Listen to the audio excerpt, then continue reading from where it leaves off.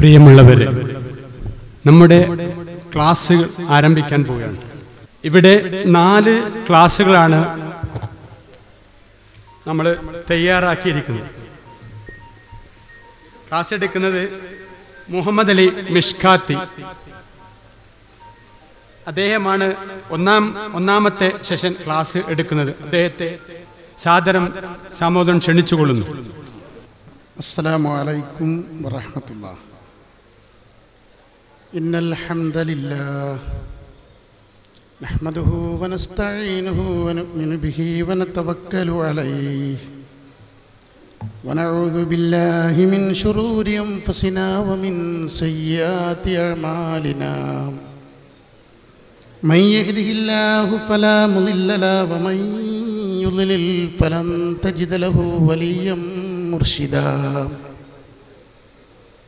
അമ്മാ ബഅദു ഫഇന്ന ഖൈറൽ കലാമി കലാമുല്ലാഹ് വഖൈറൽ ഹദീ ഹദീ മുഹമ്മദിൻ സ്വല്ലല്ലാഹു അലൈഹി വസല്ലം വശർറൽ ഉമൂരി മുഹ്ദസാതുഹാ വകുല്ലു മുഹ്ദസത്തിൻ ബിദ്അ.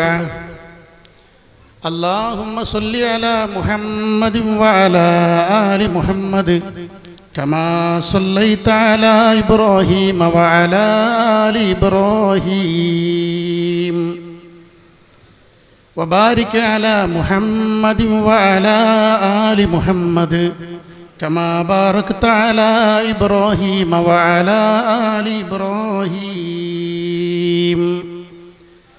ഇന്നക ഹമീദും മജീദ്.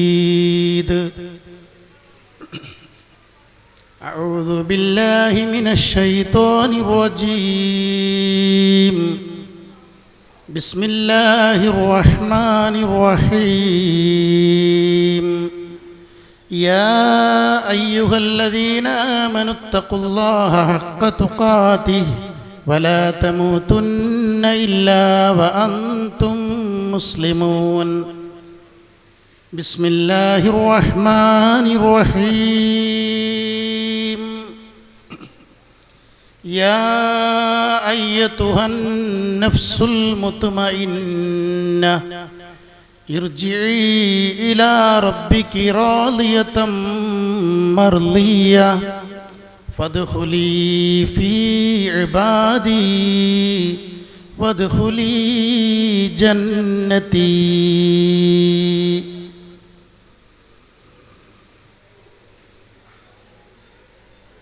ബഹുമാന്യരായ ഈ വേദിയുടെ ധന്യമായ ഈ മഹത്തായ സമ്മേളനത്തിൻ്റെ പ്രസീഡിയം അലങ്കരിച്ചു കൊണ്ടിരിക്കുന്ന നേതാക്കളെ, പണ്ഡിതന്മാരെ, പ്രവർത്തകന്മാരെ, ഇവിടെ ഒത്തുകൂടിയ വിശ്വാസികളെ, വിശ്വാസിനികളെ, നല്ലവരായ കുട്ടികളെ, അല്ലാഹു നമ്മുടെ ഈ ഒത്തുകൂടൽ ഒരു സൽക്കർമ്മമായി നമ്മിൽ നിന്ന് സ്വീകരിക്കുമാറാവട്ടെ. നമ്മുടെയും നാം അധിവസിക്കുന്ന ഈ മഹാപ്രപഞ്ചത്തിൻ്റെയും സൃഷ്ടാവും സംരക്ഷകനുമായ അല്ലാഹുവിൻ്റെ കൽപ്പനാ നിർദ്ദേശങ്ങൾ ജീവിതാന്ത്യം വരെ പാലിച്ചുകൊണ്ട്, ശ്രദ്ധിച്ചുകൊണ്ട് ജീവിക്കാൻ ബാധ്യസ്ഥരാണ് നമ്മൾ എന്നാമുഖമായി ഉണർത്തുകയാണ്.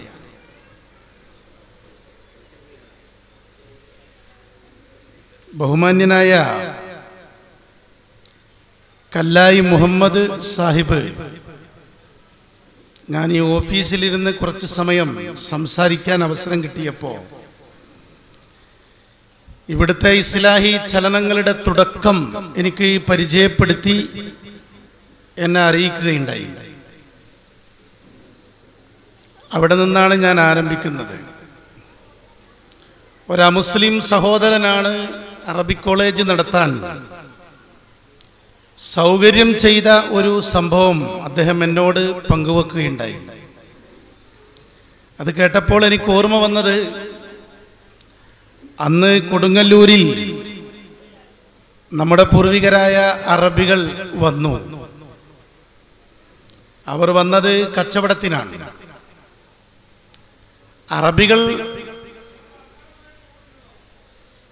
കൊടുങ്ങല്ലൂരിൽ ശാന്തസുന്ദരമായി കച്ചവടം ചെയ്തുകൊണ്ടിരിക്കുകയാണ്.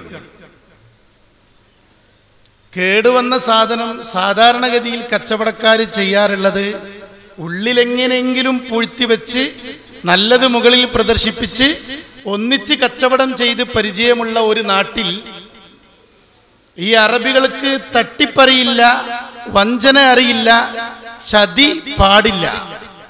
അതുകൊണ്ട് തന്നെ കേടുവന്ന സാധനം മുകളിൽ വെച്ച് ഇഷ്ടമെങ്കിൽ വാങ്ങിച്ചാൽ മതി എന്ന് സത്യസന്ധമായി ആ കൊടുങ്ങല്ലൂരുകാരുടെ മുമ്പിൽ കച്ചവടം ചെയ്ത് കാണിച്ചു. അറബികളുടെ കച്ചവടത്തിന്റെ മുമ്പിൽ വലിയ തിരക്കായിരുന്നു. തിരക്കുണ്ടാവാനുള്ള കാരണം മിതമായ ലാഭമെടുത്തുകൊണ്ടാണ് അറബികൾ കച്ചവടം ചെയ്തത്.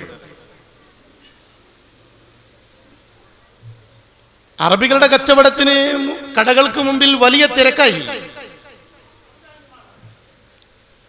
പക്ഷേ അവിടെ ഉണ്ടായിരുന്ന ഒരുപാട് മലയാളി സുഹൃത്തുക്കളുടെ കടകളിൽ തിരക്ക് കുറഞ്ഞു. അപ്പൊ അറബികൾ സ്വമേധയാ തീരുമാനിക്കാൻ, ഞങ്ങൾ മാത്രം കഞ്ഞി കുടിച്ചാൽ പോരാ, ഇവിടെയുള്ള ആളുകളും കഞ്ഞി കുടിക്കണം. അതുകൊണ്ട് അറബികൾ തീരുമാനിച്ചു, ഞങ്ങൾ ഉച്ചവരെ മാത്രമേ കട തുറക്കൂ. ഉച്ചയ്ക്ക് ശേഷം ഞങ്ങൾ കടകളടക്കും, ഈ നാട്ടുകാരും കഞ്ഞി കുടിക്കട്ടെ എന്ന് വിചാരിച്ച് ഇവിടുത്തുകാരുടെ കച്ചവടവും നടക്കട്ടെ എന്ന് വിചാരിച്ച് അറബികൾ ഉച്ചവരെ കട തുറന്ന് ഉച്ചയ്ക്ക് ശേഷം കട അടക്കും. നോക്കൂ നിങ്ങൾ, സന്ധ്യാസമയമായാൽ ഈ അറബികൾ അവിടെയുള്ള അമുസ്ലിം വീടുകളുടെ അടുക്കലേക്ക് കയറി ചെല്ലുന്നതാണ്. ഇവർക്കിടയിൽ ഒരു പരിഭാഷകൻ ഉണ്ടായിരുന്നു എന്നാണ്, ഒരു മുത്തറജിം. അങ്ങനെ സന്ധ്യാസമയത്ത് വീടുകളിലെ മുമ്പിൽ വന്നു നിൽക്കുന്ന, വാതിൽ മുട്ടി വിളിക്കുന്ന ഈ അറബികളോട് വാതിൽ തുറന്നുകൊണ്ട് നമ്പൂരിമാരുടെ വീടുകളിലെ സഹോദരിമാര് ചോദിക്കും, എന്താ മാപ്പിളെ ഈ സന്ധ്യാസമയത്ത് ഇവിടെ ഇങ്ങനെ? അപ്പോ പരിഭാഷകൻ പറഞ്ഞു കൊടുക്കും, ഇവർ അറബികളാണ്, മുസ്ലിങ്ങളാണ്. ഇവർക്ക് ഭക്ഷണം കഴിക്കണമെങ്കിൽ അയൽവാസികൾക്ക് ഭക്ഷണമുണ്ട് എന്ന് ഉറപ്പുവരുത്തണം. അതുകൊണ്ട് നിങ്ങൾക്ക് ഭക്ഷണമുണ്ടോ എന്ന് അന്വേഷിക്കാൻ വേണ്ടി വന്നതാണ്. നിങ്ങൾക്ക് ഭക്ഷണമുണ്ടെങ്കിൽ അടുത്ത വീട്ടിലേക്ക് അവർ പോകുകയാണ്, ഇല്ലെങ്കിൽ അവരുടെ ഭക്ഷണപ്പൊതിയിൽ നിന്ന് പകുതി നിങ്ങൾക്ക് നൽകും. പ്രിയപ്പെട്ടവരെ, കൊടുങ്ങല്ലൂരിലുള്ള നമ്പൂരി വീടുകളിലുള്ള സഹോദരന്മാർ അത്ഭുതപ്പെട്ടു എന്നാണ്. നമുക്കറിയാമല്ലോ, എപ്പോഴും കേൾക്കുന്ന ഒരു സുപരിചിതമായ ഹദീസ് നമ്മുടെ മനസ്സിലുണ്ട്.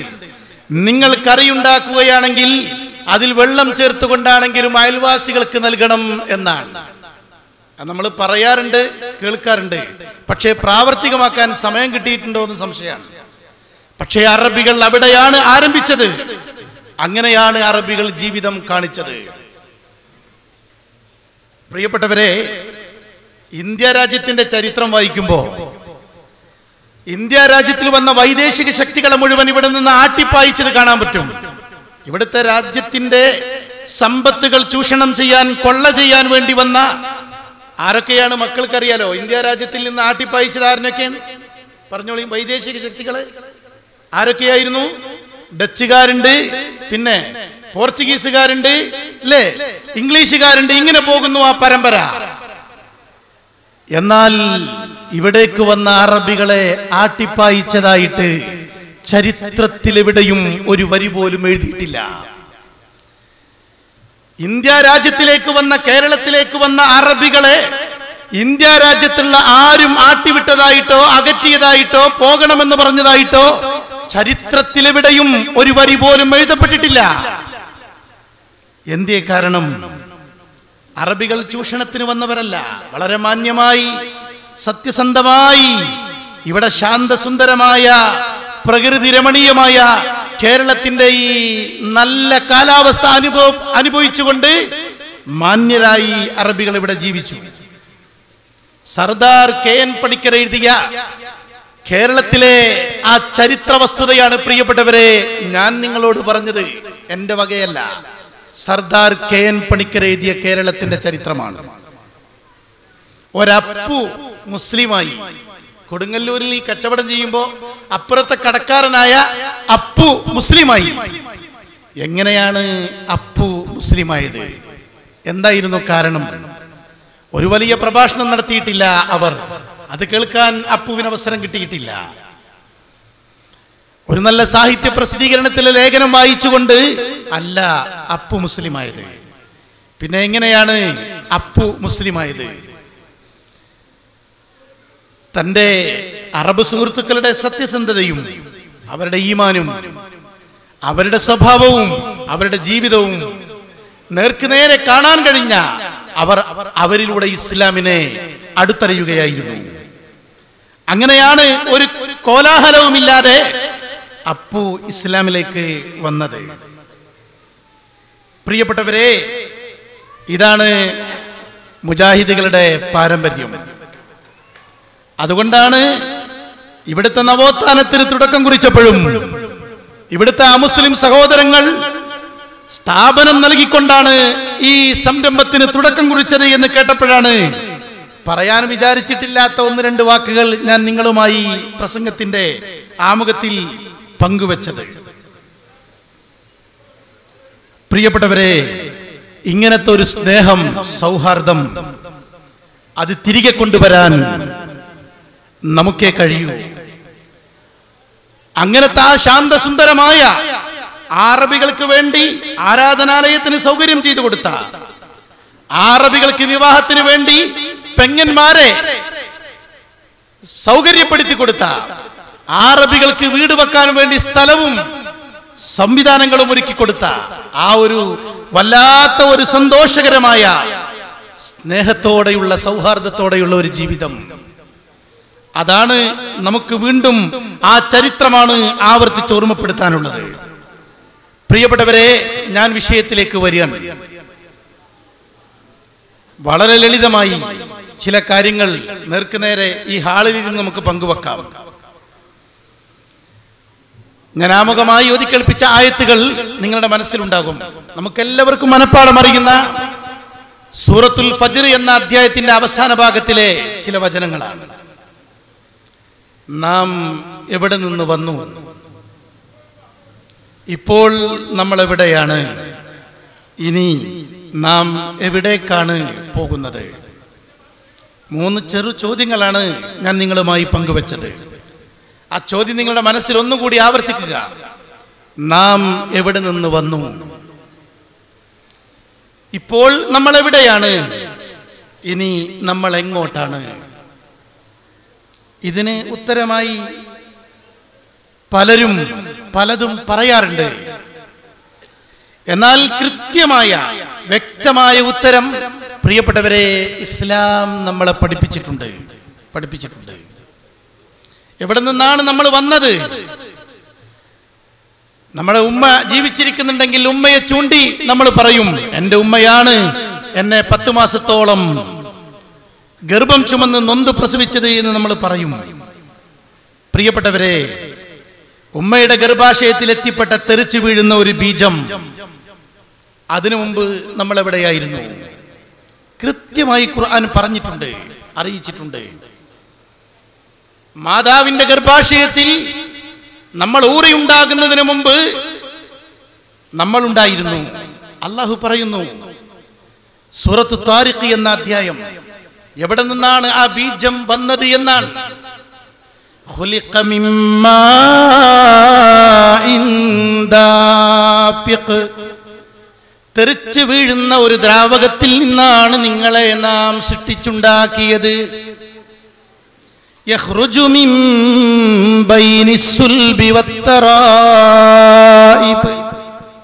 അത് മുതുകല്ലിന്റെയും നെഞ്ചല്ലുകൾക്കുമിടയിൽ നിന്നാണ് പുറപ്പെട്ടു വന്നത്. അപ്പൊ മുതുകല്ലിന്റെയും നെഞ്ചല്ലുകൾക്കുമിടയിൽ നിന്ന് അത് പുറപ്പെട്ടു വന്നു. പ്രിയപ്പെട്ടവരെ, ഗർഭാശയത്തിലെത്തി എന്ന് പരിശോധനയിലൂടെ ബോധ്യപ്പെടുന്നതിന് മുമ്പ് നമ്മൾ എവിടെയായിരുന്നു എന്ന് പറയാൻ സൃഷ്ടാവ് കൃത്യമായി ഉത്തരം നൽകുകയാണ്. ഇപ്പൊ ഒന്നാമത്തെ നമ്മുടെ ഘട്ടം എന്ന് പറയുന്നത് ഗർഭാശയാണ്. ആ ഗർഭാശയത്തിലെ 10 മാസ കാലാവധി പൂർത്തിയാക്കി വന്നവരാണ് ഞാനും ഈ ഒത്തുകൂടിയിട്ടുള്ള നിങ്ങളും പ്രതിസന്ധി നിറഞ്ഞ പൊക്കിൾ കൊടിയിലൂടെ നമ്മുടെ നാഥൻ നമുക്കെല്ലാം നൽകിയ ഒരു കാലഘട്ടം അത് പൂർത്തിയാക്കി. ഇപ്പോൾ നമ്മൾ എവിടെയാണ്? ഇപ്പോൾ ദുനിയാവിലാണ്. എത്ര കാലമായി എന്ന് ചോദിച്ചാൽ കൃത്യമായിട്ട് പറയാൻ പറ്റും. എത്ര വയസ്സായി, എത്ര കൊല്ലമായി എന്നത് കൃത്യമായി നമുക്കറിയാൻ പറ്റും. അടുത്ത ഘട്ടം ദുനിയാവ് അവസാനിക്കുന്നതോടെ ആരംഭിക്കുകയാണ്. അത് ഖബറാണ്. പ്രിയപ്പെട്ടവരെ, നമ്മളിൽ നിന്ന് മരണപ്പെട്ടു പോയ നമ്മുടെ മാതാപിതാക്കൾ ഉൾപ്പെടെയുള്ള ഒരുപാട് ആളുകൾ നമുക്ക് പരിചയമുണ്ട്. ഒന്നിച്ചുറങ്ങിയ, ഒന്നിച്ച് ഭക്ഷണം കഴിച്ച, ഒന്നിച്ച് യാത്ര ചെയ്ത ഒരുപാട് പേർ. അവരെവിടെയാണ്? അവർ ഖബറിലാണ്. ഇപ്പൊ മൂന്നാമത്തെ ഘട്ടം ഖബറാണ്. നാലാമത്തെ ഘട്ടം പരലോകമാണ്. സ്വർഗനരക ജീവിതം. ഇപ്പൊ 4 ഘട്ടം ഈ സദസ്സിലൊത്തുകൂടിയ നമ്മളെല്ലാവരും ഓർത്തെടുക്കുക. ഒന്നാമത്തേത് ഗർഭാശയം, രണ്ടാമത്തേത് ദുനിയാവ്, മൂന്നാമത്തേത് ഖബർ, നാലാമത്തേത് പരലോകം. പ്രിയപ്പെട്ടവരെ, ഈ 4 ഘട്ടവും സത്യമാണ്. ഒന്നാമത്തേത് അനുഭവിച്ചു വന്നവരാണ് നമ്മളെങ്കിൽ, രണ്ടാമത്തേത് നമ്മൾ അനുഭവിച്ചു കൊണ്ടിരിക്കുന്നുവെങ്കിൽ, സഹോദരാ, മൂന്നാമത്തേത് അനുഭവിച്ചിട്ടില്ലെങ്കിലും മരണപ്പെട്ടവരെ ഖബറടക്കി പ്രാർത്ഥിച്ച് തിരിച്ചു വന്നവരാണ് നമ്മളെങ്കിൽ, 3 നമ്മൾ നേർക്കുനേരെ അനുഭവിക്കുന്നു അല്ലെങ്കിൽ കണ്ടുകൊണ്ടിരിക്കുന്നു. പിന്നെ നാട്ടിലൊരു ചോദ്യല്ലേ, 3 കാര്യം ശരിയാണെങ്കിൽ 4 മാത്രം എന്തിനു സംശയിക്കണം? പ്രിയപ്പെട്ടവരെ, ഈ 4 ഘട്ടവും നിശ്ചയിച്ചത് അല്ലാഹുവാണ്. ഏതാണ് കർമ്മലോകം? അതാണ് നമ്മുടെ മുമ്പിലുള്ള ഈ ദുനിയാവ്.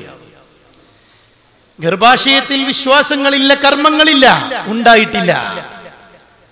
ഖബറിൽ വിശ്വാസങ്ങളില്ല, ആരാധനകളില്ല, അനുഷ്ഠാനങ്ങളില്ല, ഇല്ല.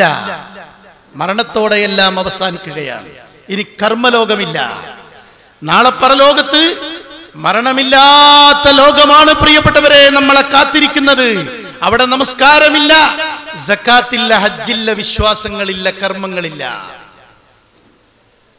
അപ്പോ പിന്നെ എവിടെയാണ് കർമ്മനിരതനാവേണ്ടത്? അതാണ് ഈ ദുനിയാവ്. എത്ര പെട്ടെന്ന് മനസ്സിലാവും? ഒന്നുകൂടി ഞാൻ നിങ്ങളെ തിരിച്ചു കൊണ്ടുപോവുകയാണ്.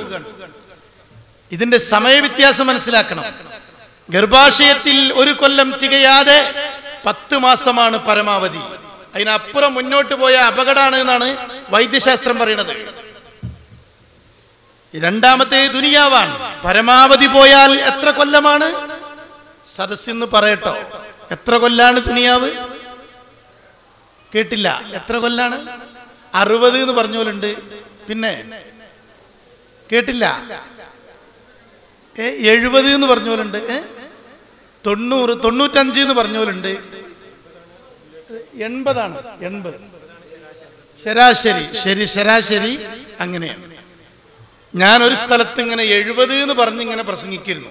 ഒരു വല്യമ്മ എണീറ്റ് നിന്നിട്ട് പറഞ്ഞു, നിങ്ങൾ ഇനി പറയുമ്പോ 90 എന്ന് പറയണ്ടോ? എന്തേ കാരണം എന്ന് വെച്ചപ്പോ, എനിക്ക് 80 ആയിട്ടുണ്ട്, അപ്പൊ ഞാൻ മരിച്ചുപോയി എന്ന് എനിക്കിങ്ങനെ തോന്നുള്ളൂ. ഞാൻ ജീവിക്കുന്നുണ്ടല്ലോ, അതുകൊണ്ട് ഇനി പറയുമ്പോ 90 എന്ന് പറയണ്ടൂന്നാ. ഞാന് ബഹുമാന്യനായ നമ്മുടെ കല്ലായി മുഹമ്മദ് സാഹിബുമായി സംസാരിച്ചപ്പോൾ അദ്ദേഹത്തിന്റെ ആവേശ ഉത്സാഹം കണ്ടപ്പോൾ ചോദിച്ചു, എത്ര വയസ്സായി? 72 എന്ന് എന്നോട് പറഞ്ഞു. 71 എന്ന് എന്നോട് പറഞ്ഞു. ഞാനിത് പറഞ്ഞത് പ്രിയപ്പെട്ടവരെ, അതുകൊണ്ട് പരമാവധി ഈ നമ്മുടെ സന്തോഷകരമായി നിങ്ങൾക്കൊക്കെ റാഹത്താകാൻ വേണ്ടി ഒരു 100 ആക്കി തരാം. പരമാവധി ദുനിയാവ് 100 ആണ്. പ്രിയപ്പെട്ടവരെ, ഗർഭാശയത്തിൽ 10 മാസമാണെങ്കിൽ, ഇവിടെ പരമാവധി 100 ആണെങ്കിൽ, ഇത് തമ്മിലുള്ള അന്തരം എത്രത്തോളമുണ്ടോ അതിനേക്കാൾ അന്തരമാണ് ദുനിയാവും ഖബറും. അതിനേക്കാൾ അന്തരമാണ് ഖബറും പരലോകവും.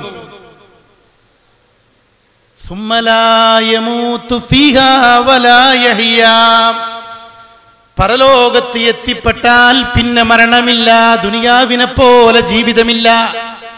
അതാണ് നരകത്തിന്റെ പ്രത്യേകത. നോക്കൂ നിങ്ങൾ, പിന്നെ മരണമില്ലാത്ത ലോകം. അല്ലെങ്കിൽ നരകത്തിയൊക്കെ മനുഷ്യന്റെ ശരീരത്തിലൊന്നാണ്ട് കിലോമീറ്ററുകകലെ എത്തിപ്പെട്ടാൽ മതി, അപ്പോഴേക്കിന് ആള് കരിഞ്ഞു പോയിട്ടുണ്ടാവും. പക്ഷേ മരണമില്ലാത്ത ലോകമാണ്. ആ വലിയ സരസിൽ വെച്ച് തിരക്കിൽപ്പെട്ടോ അതല്ലെങ്കിൽ നരകശിക്ഷ അനുഭവിച്ചുകൊണ്ടോ ഒരാൾ പോലും മരിക്കുകയില്ല. അപ്പൊ മരണവാർത്ത കേൾക്കൂല. എവിടെ? മഹ്ശറിൽ. സുബ്ഹാനല്ലാഹ്. അപ്പൊ ദുനിയാവാണ് കർമ്മലോകം.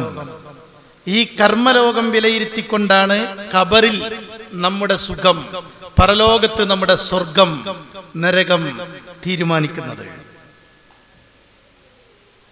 പ്രിയപ്പെട്ടവരെ, സാധാരണഗതിയിൽ ഹജ്ജിന് പോകുന്നവരെയൊക്കെ വിളിച്ചു കൂട്ടിയിട്ട് നമ്മുടെ ഷാക്കിർ ഉസ്താദും സലീം സുല്ലമിയും ഒക്കെ എന്ത് ചെയ്യാറുണ്ട് എന്നോ, ഞങ്ങളൊക്കെ ഹജ്ജിന് പോകുന്നവരെ മാത്രം വിളിച്ചു വരുത്തിയിട്ട് ഹജ്ജ് പഠന ക്ലാസ് കൊടുക്കാറുണ്ട്, അല്ലെങ്കിൽ ഉംറ പഠന ക്ലാസ് കൊടുക്കാറുണ്ട്. ആരാണ് ആ ക്ലാസ്സിന് ഹാജരാവുക എന്നോ, ആരാണോ പണമടച്ച് ഒക്കെ തയ്യാറായിട്ടുള്ളതെങ്കിൽ അവരെ മാത്രമാണ് ആ ക്ലാസ്സിന് ക്ഷണിക്കാറുള്ളത്. അല്ലാത്തവരാരും ആ ക്ലാസ്സിന് വരേണ്ടതില്ല.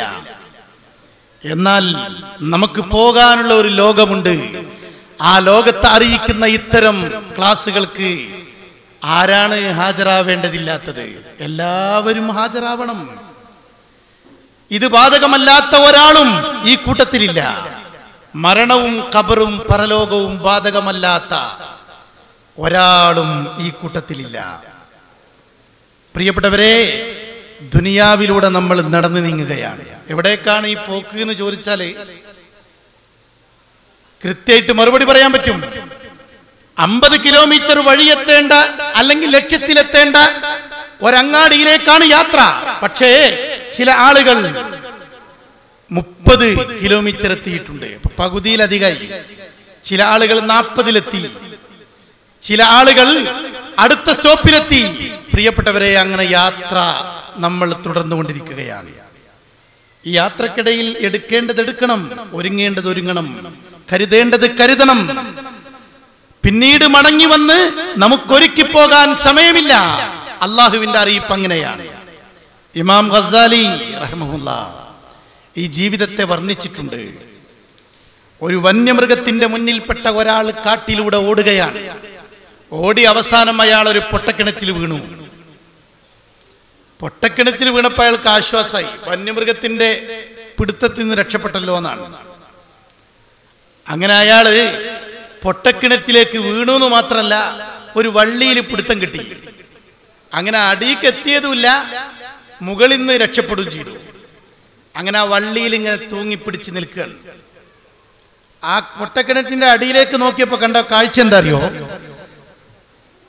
ഭീകരമായ ഉപദ്രവകാരികളായ പാമ്പുകളും തേളുകളും കിണറിന്റെ അടിയിലുണ്ട്.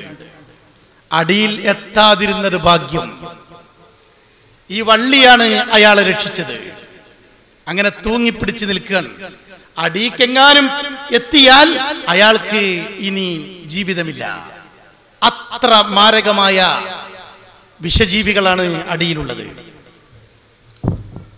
മുകളിലേക്ക് നോക്കിയപ്പോ കണ്ട എന്തറിയോ?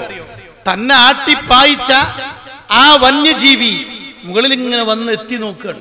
കരക്ക് കയറുന്നുണ്ടോ നോക്കിക്കൊണ്ടിരിക്കുകയാണ്. അപ്പൊ അയാൾക്കൊരാശ്വാസമായി. അങ്ങനെ സമാധാനത്തിൽ നിൽക്കുമ്പോഴാണ് അയാൾ തൂങ്ങിപ്പിടിച്ച വള്ളിയാണ് എല്ലാ ബലവും. പക്ഷേ പിന്നീട് കാണാൻ കഴിഞ്ഞത് 2 എലികൾ വന്ന് നിൽക്കുന്നു.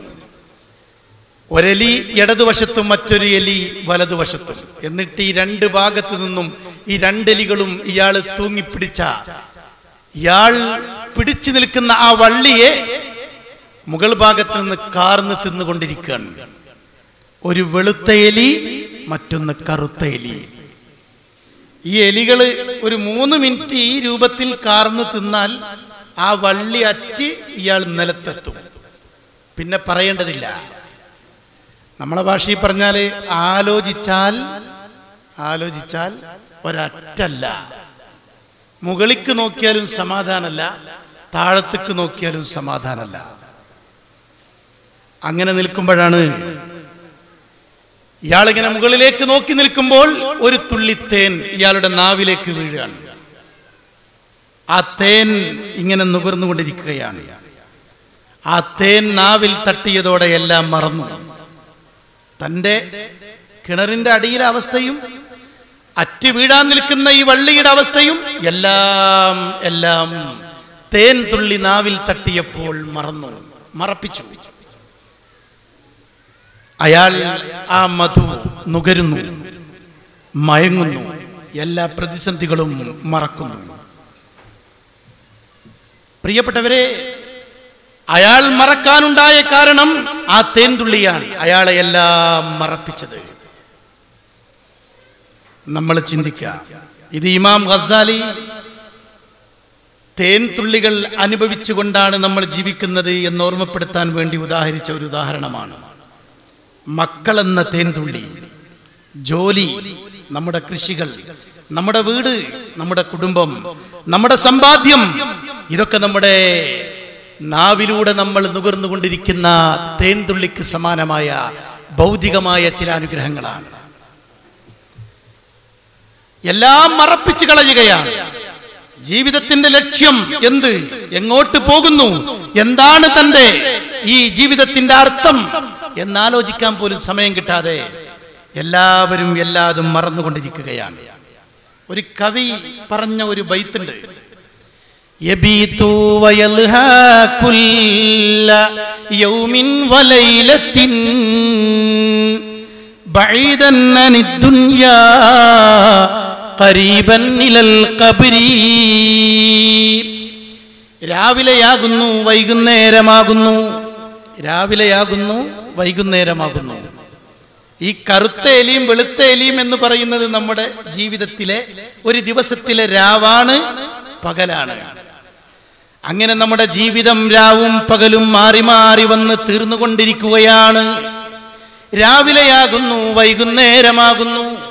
ബഈദൻ അനിദ്ദുനിയാ ഖരീബൻ ഇലൽ ഖബ്രി. ദുനിയാവിൽ നിന്ന് അകലുകയും ഖബറിനോട് അടുത്തുകൊണ്ടിരിക്കുകയും ചെയ്തുകൊണ്ടിരിക്കുകയാണ്. ഇപ്പൊ നമ്മൾ ദുനിയാവിൽ നിന്ന് അകന്നുകൊണ്ടിരിക്കുകയാണ് ഓരോ ദിവസവും. പിന്നെ എങ്ങോട്ടാണ് നടത്തം? ഖബറിന്റെ അടുക്കലേക്കാണ്. ആ കാര്യം ബോധ്യപ്പെട്ടാൽ ജീവിതത്തിൽ മാറ്റം ഉണ്ടാവും. നമ്മുടെ മുമ്പിലുള്ള ക്ലോക്ക്, ആ ക്ലോക്ക് ഉണ്ടാക്കിയത് എന്തിനാണ്? ക്ലോക്കിനറിയില്ല, പക്ഷേ ഉണ്ടാക്കിയ മനുഷ്യനറിയാം എന്തിനാണ് ക്ലോക്ക് ഉണ്ടാക്കിയത്. പ്രിയപ്പെട്ടവരെ, മനുഷ്യനറിയാം എന്തിനാണ് ക്ലോക്ക് ഉണ്ടാക്കിയത്. എന്നാൽ മനുഷ്യനെ എന്തിനു വേണ്ടി സൃഷ്ടിച്ചു? പാവം മനുഷ്യര് അധികം ആളുകൾക്കും ഇതറിയില്ല.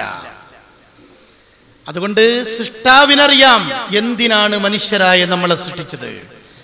വമാ ഖലഖ്തുൽ ജിന്ന വൽ ഇൻസ ഇല്ലാ ലിയഅ്ബുദൂൻ. മനുഷ്യരെയും ജിന്നുകളെയും നാം സൃഷ്ടിച്ചത് നമുക്ക് ഇബാദത്ത് എടുത്തുകൊണ്ട് ജീവിക്കാനാണ്. അള്ളാഹുവിന്റെ അറിയിപ്പാണ്. അതുകൊണ്ട് സൃഷ്ടാവ് എന്താണ് നമ്മെ സൃഷ്ടിച്ചതിന്റെ പിന്നിലുള്ള ലക്ഷ്യം എന്നറിയിച്ചിട്ടുണ്ട്. അറിയിക്കേണ്ട ബാധ്യതയും സൃഷ്ടാവിനുണ്ട്. ഇന്നലൈനാലൽ ഹുദാ, നേർമാർഗം കാണിക്കേണ്ട ബാധ്യത നമുക്കാണ്. അള്ളാഹു ഏറ്റെടുത്തിട്ടുണ്ട്. നമുക്ക് ഹിദായത്ത് കാണിക്കേണ്ട ബാധ്യത, കണ്ണ് തന്ന, കാത് തന്ന, ഹൃദയം തന്ന, എല്ലാം നമുക്ക് അനുഗ്രഹിച്ച് തന്ന സൃഷ്ടാവ് തന്നെ നേർമാർഗം നമുക്ക് കാണിച്ചു തന്നിരിക്കുന്നു. ഇന്നാ ഹദൈനാഹു സബീൽ ഇമ്മാ ശാകിറാ വ ഇമ്മാ കഫൂറാ.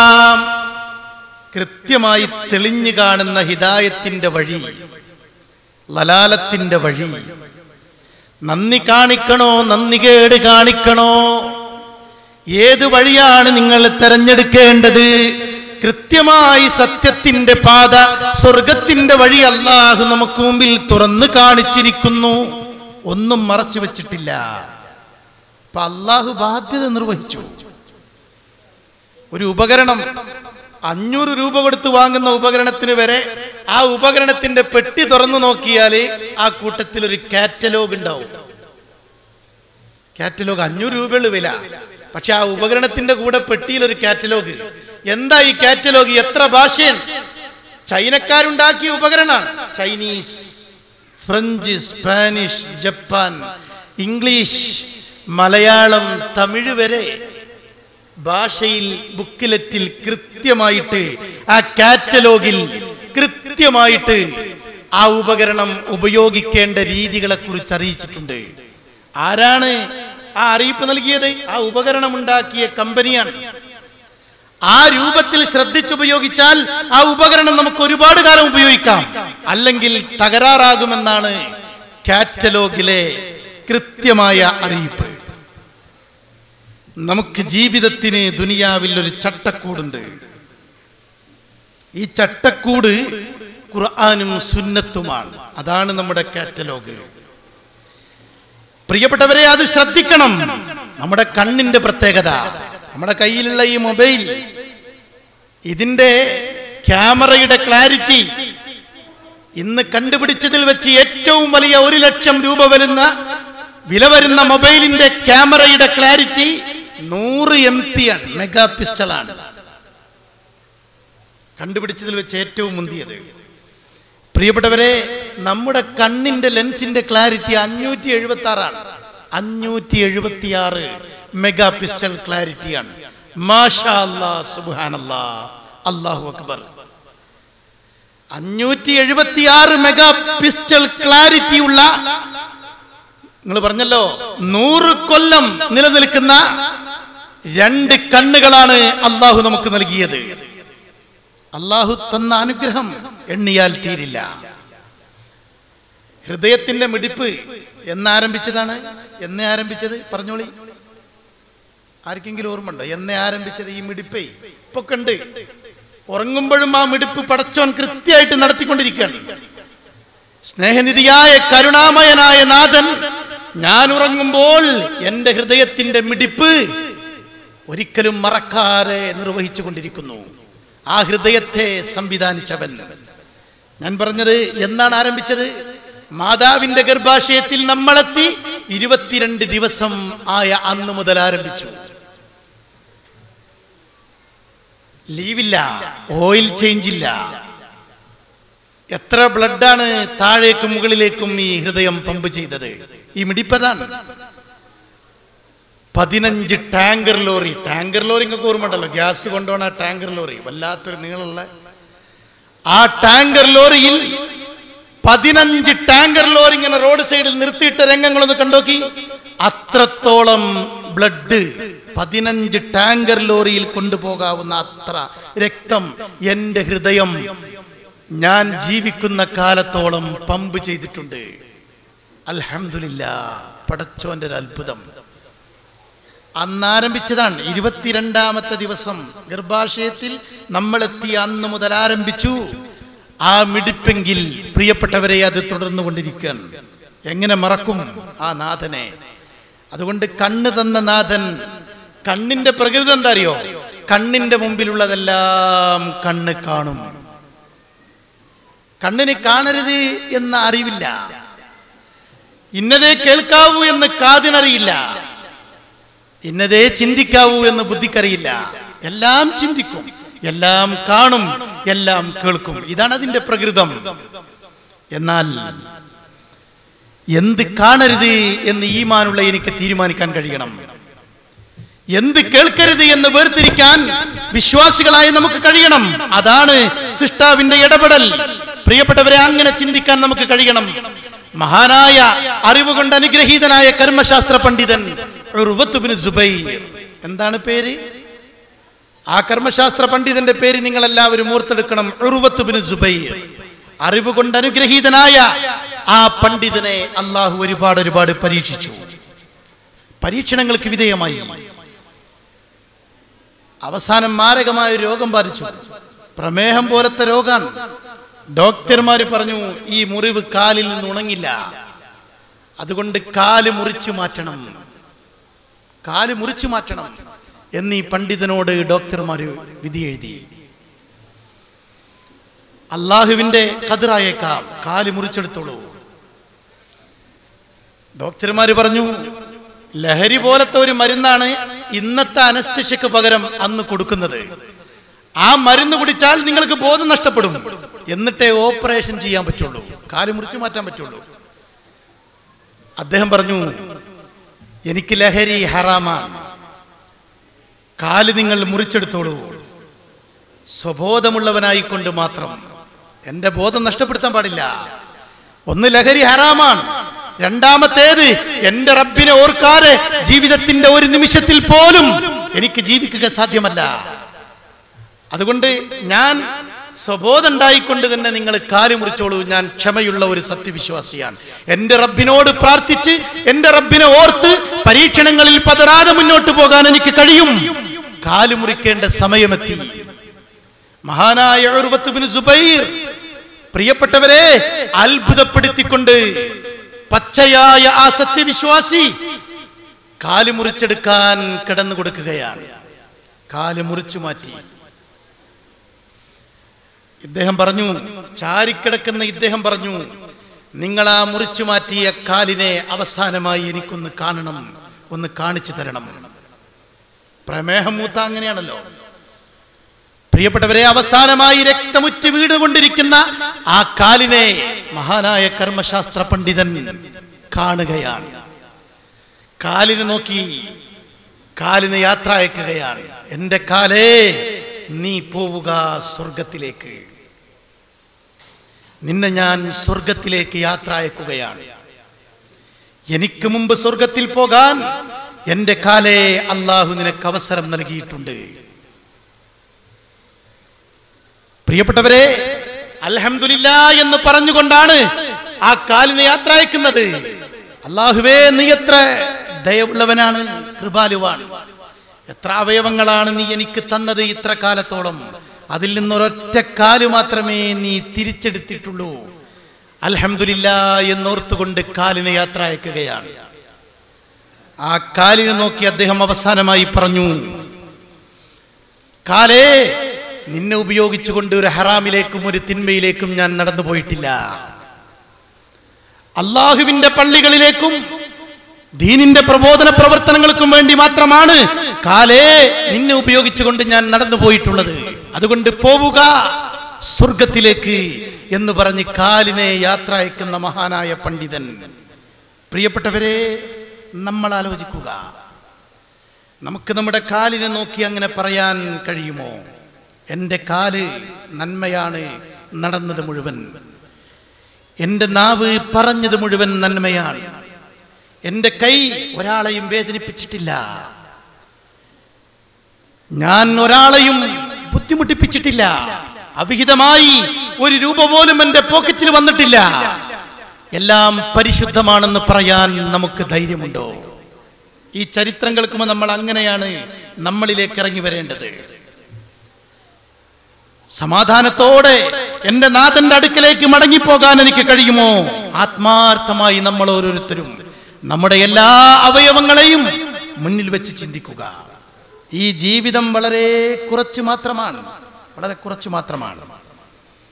സമയത്തിൻ്റെ മൂല്യവും വിലയും പ്രിയപ്പെട്ടവരെ നമ്മൾ അറിയണം. ജനനത്തിൻ്റെയും മരണത്തിൻ്റെയും ഇടയിലുള്ള ഏതാനും ശ്വാസോച്ഛ്വാസങ്ങളുടെ പേരാണ് ജീവിതം എന്ന് പറയുന്നത്. പെട്ടെന്ന് തീർന്നു പോകും. അതിനുള്ളിൽ ഒന്നും നാളേക്ക് ബാക്കി വെക്കാതെ ഇന്നെടുക്കേണ്ടത് ഇന്ന് കൃത്യമായി ചെയ്ത്, പ്രിയപ്പെട്ടവരെ, ഒന്നും ബാക്കി വെക്കാതെ നമുക്ക് വേണ്ടി നമ്മൾ ഒരുങ്ങുക. അതാണ് ഈ സരസിൽ പ്രിയപ്പെട്ട വിശ്വാസികളോട് എനിക്ക് പറയാനുള്ളത്. നാളെ എന്ന തീയതി ഇവിടെ ഉണ്ടാകും, പക്ഷേ ഞാനും നിങ്ങളും ആ നാളെയിൽ ഉണ്ടാവണം എന്നില്ല. ലാ തർജു ഫിഅലൽ ഖൈരി യൗമൻ ഇലാ ഗദി ലഅല്ല ഗദൻ യതി വഅൻത ഫഖീദു. നാളെ എന്ന ദിവസം ഇവിടെ ഉണ്ടാകും, പക്ഷേ നീ ഉണ്ടാവണം എന്നില്ല. അതുകൊണ്ട് നാളേക്ക് ഒന്നും മാറ്റിവെക്കാതെ നീട്ടിവെക്കാതെ സഹോദര, നന്മകളെല്ലാം നേരത്തെ ചെയ്തൊരുങ്ങുക, തയ്യാറാവുക. എത്ര അർത്ഥവത്താണ് ആ കവിത. നമ്മൾ സാധാരണ പറയും എങ്ങനെങ്കിലൊക്കെ ദുനിയാവിൽ ജീവിക്കണ്ടേന്നാണ്. എങ്ങനെയെങ്കിലും ജീവിക്കേണ്ടവരല്ല നമ്മൾ. മരിച്ചു പോകണം എന്ന ഓർമ്മയുള്ളവരായി ദുനിയാവിൽ ജീവിക്കേണ്ടവരാണ് നമ്മൾ. കൃത്യമായ ഈ ജീവിതത്തിന് നമുക്കൊരു ലക്ഷ്യം ഉണ്ട് പ്രിയപ്പെട്ടവരെ. മരിച്ചു എന്ന് കേട്ടാൽ നമ്മൾ പറയുന്ന ഒരു വാക്കുണ്ട്, അയാളുടെ കഥ കഴിഞ്ഞു എന്നാണ്, കഥ തീർന്നു എന്നാണ്. സത്യത്തിൽ മരിക്കുന്ന ആളുടെ കഥ ആരംഭിക്കാൻ പോവുകയാണ്. അയാളുടെ ഒരു ഘട്ടം അയാൾ അവസാനിപ്പിച്ചു. മരണം എന്നത് കവാടമാണ്, തുടക്കമാണ്, അത് തുടർച്ചയാണ്, പരലോകത്തിലേക്കുള്ള കവാടമാണ് മരണം. അതുകൊണ്ട് ഒരിക്കലും കഥ അവസാനിക്കല്ല, കഥ ആരംഭിക്കാണ്. മരണം ഒടുക്കമല്ല, അത് തുടർച്ചയാണ്, തുടക്കമാണ്. അങ്ങനെ ചിന്തിക്കുമ്പോഴാണ് മരണാനന്തര ലോകത്തേക്ക് ഒരുങ്ങണം എന്നുള്ള ഓർമ്മ ഇവിടെ ഉണ്ടാവുള്ളൂ. ഹത്താ ഇദാ ജാഅ അഹദഹുമുൽ മൗത്ത്, മരണം നമ്മുടെ ഓരോരുത്തരുടെയും അടുക്കലേക്ക് വരുമ്പോൾ ഖാല റബ്ബിർജിഊൻ, ഓരോരുത്തരും പറയുമത്രേ, നാദാ എന്നെ ഒന്ന് മടക്കി തരുമോ, ഒരു ചാൻസും കൂടി തരുമോ എന്നാണ്. ഇത് ഖുർആനിൽ മുൻകൂട്ടി അള്ളാഹു അറിയിക്കാൻ, ലഅല്ലി അഅമലു സ്വാലിഹൻ ഫീമാ തറക്തു, ഞാൻ വിട്ടേച്ചു പോയ, വൈകിച്ചു പോയ, ഇന്ന് വരെ ചെയ്തിട്ടില്ലാത്ത എല്ലാ നന്മകളും ചെയ്തുകൊണ്ടുവരാം തമ്പുരാനെ, എനിക്കൊരു ചാൻസ് കൂടി തരുമോ. മരണസമയത്ത് നമ്മളെ യാചനയാണ്. അള്ളാഹു ഈ സമയത്ത് റൂഹ് പിടിക്കണ മലക്കിനോട് പറയാൻ, കല്ലാ ഇന്നഹാ കലിമത്തുൻ ഹുവ ഖായിലുഹാ, അതൊരു വെറും വർത്തമാനം മാത്രമാണ്, അതവൻ പറഞ്ഞുകൊണ്ടേയിരിക്കും. കാത്തു നിൽക്കേണ്ടതില്ല മലക്കുകളെ, അയാളുടെ റൂഹിനെ പിടിക്കൂ നിങ്ങൾ. അള്ളാന്റെ കൽപ്പനയാണ്. പ്രിയപ്പെട്ടവരെ, ഒരു ചാൻസ് ചോദിക്കുമ്പോൾ എല്ലാന്നാണ്, അതൊരു വെറും വർത്താനാണെന്നാ. 19 കൊല്ലം നൽകിയില്ലേ, അതിൽ മാറാൻ തയ്യാറാവാത്ത, അതിൽ നന്മ ചെയ്യാത്ത ആൾക്ക് ഇനി അവസരമില്ല എന്ന് പറഞ്ഞ് അയാളെ അള്ളാഹു അയാളുടെ മരണത്തിലേക്ക് വിധേയമാക്കുകയാണ്. വമിൻ വറാഇഹിം ബർസഖുൻ ഇലാ യൗമി യുബ്അസൂൻ, ഇനി ഒരിക്കലും ദുനിയാവിലേക്ക് മടങ്ങി വരാൻ കഴിയാതെ, തിരിച്ചു വരാനാവാത്ത വിധം മരണത്തിന്റെ തിരശീലക്ക് പിന്നിൽ അയാൾ മറഞ്ഞു പോവുകയാണ്, മാഞ്ഞു പോവുകയാണ്. അപ്പൊ ദുനിയാവിലേക്കില്ല, അയാൾക്ക് ഇനി അവസരമില്ല എന്ന് തീരുമാനിക്കുകയാണ്. അതുകൊണ്ട് പ്രിയപ്പെട്ടവരെ, അങ്ങനെ ഒരു റിക്വസ്റ്റിന് ഒരു ഫലമല്ല. തോറ്റ കളി അടുത്ത പ്രാവശ്യം നമുക്ക് ജയിക്കാൻ പറ്റും. തോറ്റ പരീക്ഷ ഇംപ്രൂവ്മെന്റിലൂടെ നമുക്ക് മെച്ചപ്പെടുത്താൻ പറ്റും, പരിഹരിക്കാൻ പറ്റും. നഷ്ടത്തിലായ ഇക്കൊല്ലത്തെ കച്ചവടം, കൃഷിയും അടുത്ത വർഷം നമുക്കൊന്നുകൂടി മെച്ചപ്പെടുത്തി ലാഭകരമാക്കാൻ പറ്റും. അതിനൊക്കെ ചാൻസ് ഉണ്ട്. എന്നാൽ തിരിച്ചെടുക്കാൻ കഴിയാത്ത, വീണ്ടെടുക്കാൻ കഴിയാത്ത അമൂല്യമായ സമ്പത്താണ് പ്രിയപ്പെട്ടവരെ നമ്മുടെ സമയം. ഒരു മുക്കുവന്റെ കഥ ഉണ്ട്. ആ കഥ എന്താണെന്നറിയോ? വലയെറിയാൻ പോയിട്ട് ആ പാവപ്പെട്ട സാധുവായ മുക്കുവന് അന്നൊരു വലിയ മത്സ്യം കിട്ടി. ഭാര്യന്റെ അടുത്ത് കൊണ്ടു കൊടുത്തു. ഭാര്യ ഈ മത്സ്യത്തിന്റെ വയറ് പിളർത്തിയിട്ട് ആ മത്സ്യം കഷ്ണമാക്കുകയാണ്. അപ്പോഴാണ് ഒരു നല്ല മുന്തിയ ഇനം രത്നക്കല്ല് മത്സ്യത്തിന്റെ വയറിൽ നിന്ന് കിട്ടിയത്. ആ രത്നക്കല്ല് കിട്ടിയപ്പോൾ അവർക്ക് വിശ്വസിക്കാൻ കഴിഞ്ഞില്ല. പാവപ്പെട്ട ഒരു കൂരയിൽ താമസിക്കുന്ന മുക്കുവനും ഭാര്യക്കുമാണ്, ആ കുടുംബത്തിനാണ് ഈ രത്നക്കല്ല് കിട്ടിയത്. വേഗം രത്നവ്യാപാരിയുടെ അടുക്കൽ അങ്ങാടിയിൽ ചെന്നു, ഈ രത്നം കാണിച്ചു കൊടുത്തു. രത്നവ്യാപാരി ഇങ്ങനെ ഉരച്ചു നോക്കിയിട്ട് പറഞ്ഞു, ഇതൊരത്ഭുതം നിറഞ്ഞ മുന്തിയ ഇനം രത്നക്കല്ലാണ്, ഇതെനിക്ക് വേണം. പക്ഷേ ഇതിന് മതിയായ വില നൽകാൻ എന്നെ കൊണ്ട് സാധ്യമല്ല. നിങ്ങൾ ഗവർണറെ കൊണ്ടുപോയി കാണിക്കൂ എന്ന് പറഞ്ഞു. ഗവർണറെ കാണിച്ചു. ഗവർണർ പറഞ്ഞു, ഇതെനിക്ക് ആഗ്രഹമുണ്ട് വാങ്ങാൻ, പക്ഷേ ഞാൻ ഇതുവരെ സമ്പാദിച്ച സമ്പാദ്യം മുഴുവൻ നൽകിയാലും ഇതിന് പകരം വിലയാവൂല. രാജാവ് ഇങ്ങനത്തെ ഒരു രത്നം അന്വേഷിക്കുന്നുണ്ട്, നിങ്ങൾ രാജാവിനെ കൊണ്ടുപോയി കാണിക്കുന്ന. രാജാവ് ആഗ്രഹിച്ചതുപോലെ കൊതിച്ച രത്നമാണ് ഈ മുക്കുവൻ കൊണ്ടുവന്നിട്ടുള്ളത്. രാജാവ് പറഞ്ഞു, എന്താ പകരം വേണ്ടത് എന്നാണ്. എന്ത് വേണമെങ്കിലും ചോദിച്ചോളൂ. ഈ പാവപ്പെട്ട സാധുവായ മുക്കുവന് അക്കങ്ങൾ പറയാൻ അറിയില്ല, വലിയ അക്കം പറയാൻ അറിയില്ല. അതുകൊണ്ട് മുക്കുവൻ രാജാവിന്റെ മുമ്പിൽ മൗനം അവലംബിച്ചു. രാജാവ് പറഞ്ഞു, കൊട്ടാരത്തിന്റെ ഖജനാവ് ഇതുവരെ നമ്മളല്ലാതെ വേറെ ആർക്കും മുമ്പിൽ നമ്മൾ തുറന്നു കൊടുത്തിട്ടില്ല. ഈ രത്നം നൽകുകയാണെങ്കിൽ കൊട്ടാരത്തിന്റെ ഖജനാവ് നിങ്ങൾക്ക് മുമ്പിൽ തുറക്കപ്പെടും. 6 മണിക്കൂർ സമയം തരും. അതൊരു ഡിമാൻഡാണ്, ഒരു ഉപാധിയാണ്. ആ 6 മണിക്കൂർ സമയം കൊണ്ട് നിങ്ങൾക്ക് ഈ കൊട്ടാരത്തിന്റെ ഖജനാവ് തുറന്നു തരും.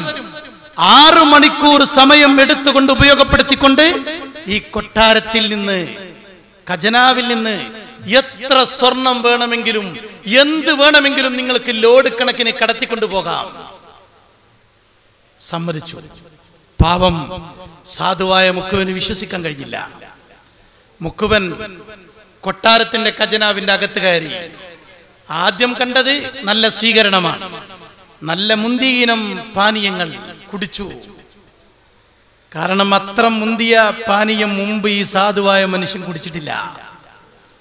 നല്ല വിഭവസമൃദ്ധമായ ഭക്ഷണം കിട്ടി, അതും കഴിച്ചു ആർത്തിയോടെ. അത്ര നല്ല രുചികരമായ ഭക്ഷണം ഈ സാധുവായ മുക്കുവന് മുമ്പ് കഴിച്ചിട്ടില്ല. പിന്നെങ്ങനെ കയറി ചെന്നപ്പോ നല്ല സോഫകളും മെത്തകളും അലങ്കരിച്ചിരിക്കുകയാണ്. അവിടെ ഒന്നിരുന്നു. ഇരുന്നാ പിന്നെ എന്താ തോന്നുക? ജുമാക്ക് പോയാൽ വരെ നമുക്ക് തോന്നലുണ്ടല്ലോ ഒന്ന് ഉറങ്ങണമെന്ന്. അങ്ങനെ ഇരുന്നു. ആ വയറ് നിറഞ്ഞ ആ കുളിർമയിൽ ഈ സാധുവായ മുക്കുവൻ ഒന്ന് വിശ്രമിച്ചു, ഒന്ന് മയങ്ങി. ആ മയക്കം വയറ് നിറഞ്ഞതുകൊണ്ട് ഒരു ഉറക്കമായി മാറി. ആ ഉറക്കം അല്പം സുഖനിദ്രയിലായതുകൊണ്ട് തന്നെ നീണ്ടു. 6 മണിക്കൂർ തീർന്നു. 6 മണിക്കൂറായപ്പോൾ കാവൽഭടന്മാരായ കൊട്ടാരത്തിലെ ഖജനാവിന്റെ കാവൽഭടന്മാർ വന്ന് മുട്ടി വിളിച്ചു, സുഹൃത്തെ എഴുന്നേൽക്ക്, നിന്റെ സമയം അവസാനിച്ചു. അപ്പോഴാണ് ഉറക്കിൽ നിന്ന് സാധുവായ മുക്കുവൻ ഉണർന്നത്. എനിക്ക് നിങ്ങൾ ഒരു 2 മിനിറ്റ് സമയം തരണമെന്ന് പറയാണ്. ഒരു ബിഗ് ഷോപ്പറിലെങ്കിലും കുറച്ച് സാധനങ്ങൾ എടുത്തു കൊണ്ടുപോകാൻ. ഇദ്ദേഹത്തോട് ഭടന്മാര് പറഞ്ഞു, നിങ്ങൾക്ക് 2 മിനിറ്റ് അല്ല ഞങ്ങൾ അനുവദിച്ചത്, 6 വിലപ്പെട്ട മണിക്കൂറുകളാണ്. ആ 6 മണിക്കൂർ ഉപയോഗപ്പെടുത്താത്ത നിങ്ങൾക്ക് ഇനി 2 മിനിറ്റ് ഇവിടെ നിന്ന് അനുവദിക്കില്ല. അത് തീരുമാനമാണ്, പുറത്തു പോകണം എന്ന് പറഞ്ഞ് ഖജനാവിന്റെ കവാടങ്ങൾ കൊട്ടിയടച്ച് മുക്കുവനെ പുറത്താക്കുകയാണ്.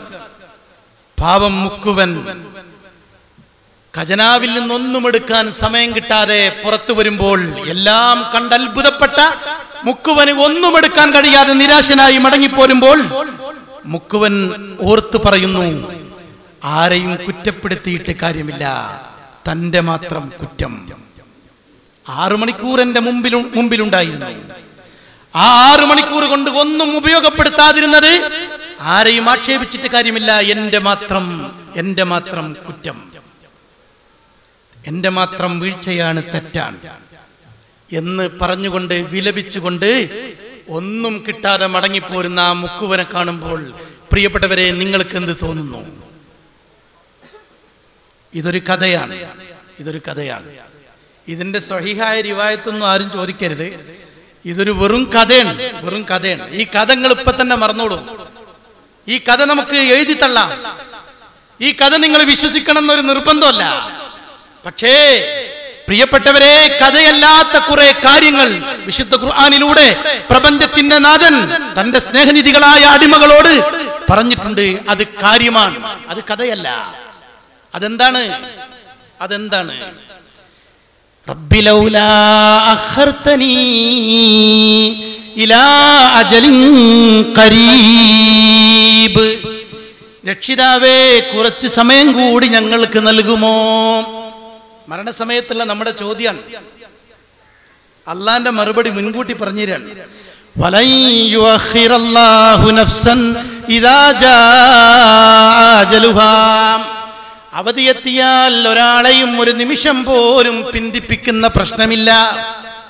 സമയമായാൽ അല്ലാഹു ഒരാളെയും പിന്തിപ്പിക്കുകയില്ല. യാ ലൈതനീ ഖദ്ദംതു ലിഹയാതി, കർമ്മമില്ലാതെ നഷ്ടക്കാരനായി വന്ന മനുഷ്യന്റെ വിലാപം ഖുർആൻ പറയുകയാണ്. ഞാൻ എൻ്റെ ഈ ജീവിതത്തിന് വേണ്ടി ദുനിയാവാകുന്ന ജീവിതത്തിൽ നന്മ ചെയ്തിരുന്നുവെങ്കിൽ എത്ര നന്നായിരുന്നു. അത് പരലോകത്തെ വിലാപാണ് പ്രിയപ്പെട്ടവരെ. അത് ഗൗരവത്തിലെടുക്കണം. അത് കാര്യമാണ്. അതുകൊണ്ട് നൈമിഷികമായ ഈ ജീവിതം അവസാനിക്കുന്നതിന് മുമ്പ് നമുക്ക് വേണ്ടി നാളെ പരലോക വിജയത്തിന് വേണ്ടി ഒരുങ്ങേണ്ടതുപോലെ ഒരുങ്ങാൻ, തയ്യാറാവേണ്ടതെല്ലാം തയ്യാറാക്കാൻ പ്രിയപ്പെട്ടവരെ നമുക്ക് കഴിയണം. 1-2 കാര്യങ്ങൾ കൂടി പറഞ്ഞ് ഞാൻ അവസാനിപ്പിക്കാം. പ്രിയപ്പെട്ടവരെ, ശാന്തരായിരിക്കുന്ന നമ്മുടെയൊക്കെ കയ്യിൽ നമ്മുടെ മൊബൈലുണ്ട്. ആ മൊബൈലിന് എനിക്കും നിങ്ങൾക്കൊക്കെ ഒരു നമ്പറുണ്ട്. ആ നമ്പറിലാണ് നമ്മുടെ ATM കാർഡ് ആരുപയോഗിച്ചാലും അതിൻ്റെ അക്കൗണ്ട് സംബന്ധമായ വിവരങ്ങൾ വരിക. ഗ്യാസിന്റെ സബ്സിഡി ക്രെഡിറ്റ് ആയിട്ടുണ്ടെങ്കിൽ ആ 149 രൂപ നിങ്ങളുടെ അക്കൗണ്ടിലേക്ക് വന്നു എന്ന് വരാറുള്ളത് മൊബൈലിൽ മെസ്സേജ് ആയിക്കൊണ്ടാണ്. നമ്മുടെ അക്കൗണ്ടിൽ ആര് തൊട്ടാലും അതിലെ ക്രെഡിറ്റും ഡെബിറ്റും മെസ്സേജായി നമ്മുടെ മൊബൈലിലേക്ക് വരും. പ്രിയപ്പെട്ടവരെ, നമ്മുടെ മൊബൈലിലേക്ക് ഒരു മെസ്സേജ് വന്നിട്ടുണ്ട്. ആരുപ്പെടുത്ത് നോക്കണ്ട. ആ മെസ്സേജ് എന്താണ് എന്നറിയുമോ? നാളെ രാവിലെ 8 മണിക്ക് നമ്മൾ മരിക്കും എന്ന മെസ്സേജാണ്.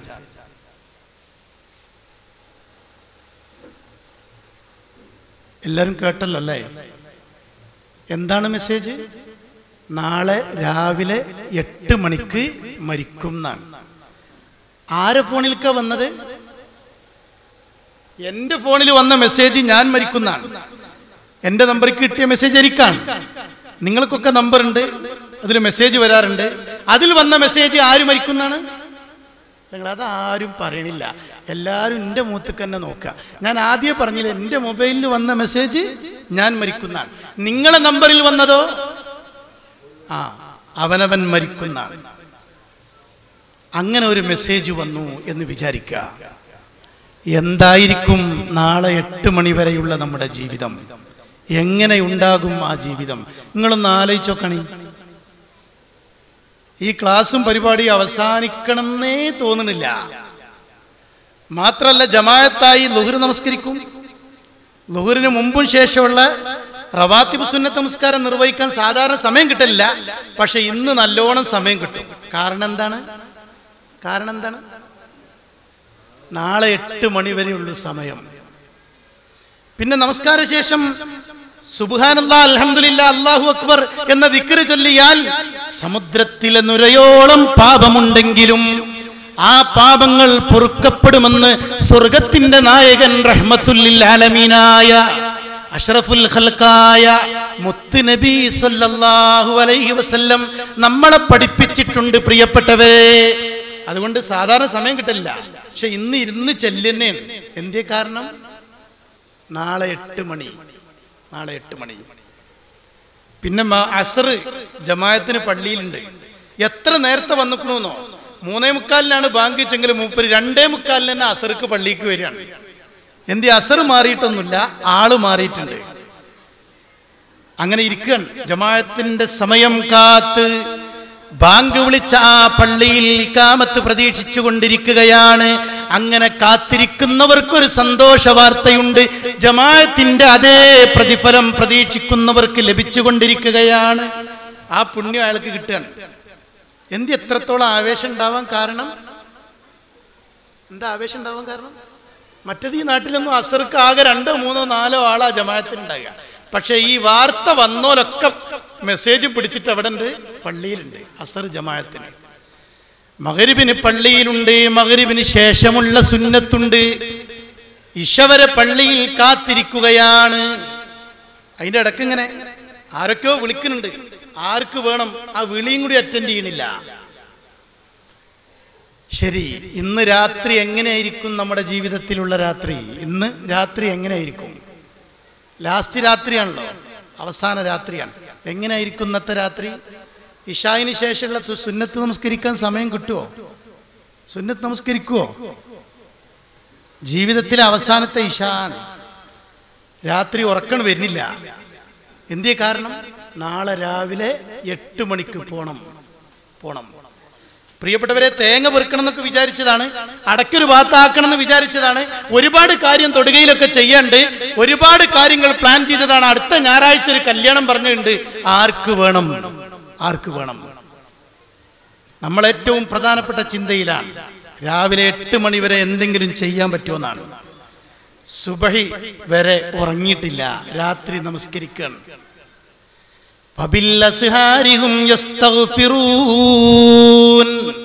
പ്രഭാതവേളയിൽ അവർ ഉണർന്നെഴുന്നേറ്റുകൊണ്ട് ഇസ്തിഗ്ഫാർ നടത്തുകയാണ്. 4 മണിക്കൊന്ന് ഉറക്കുന്ന എണീറ്റ് നിസ്കരിച്ച കാലം മറന്നിക്കണം.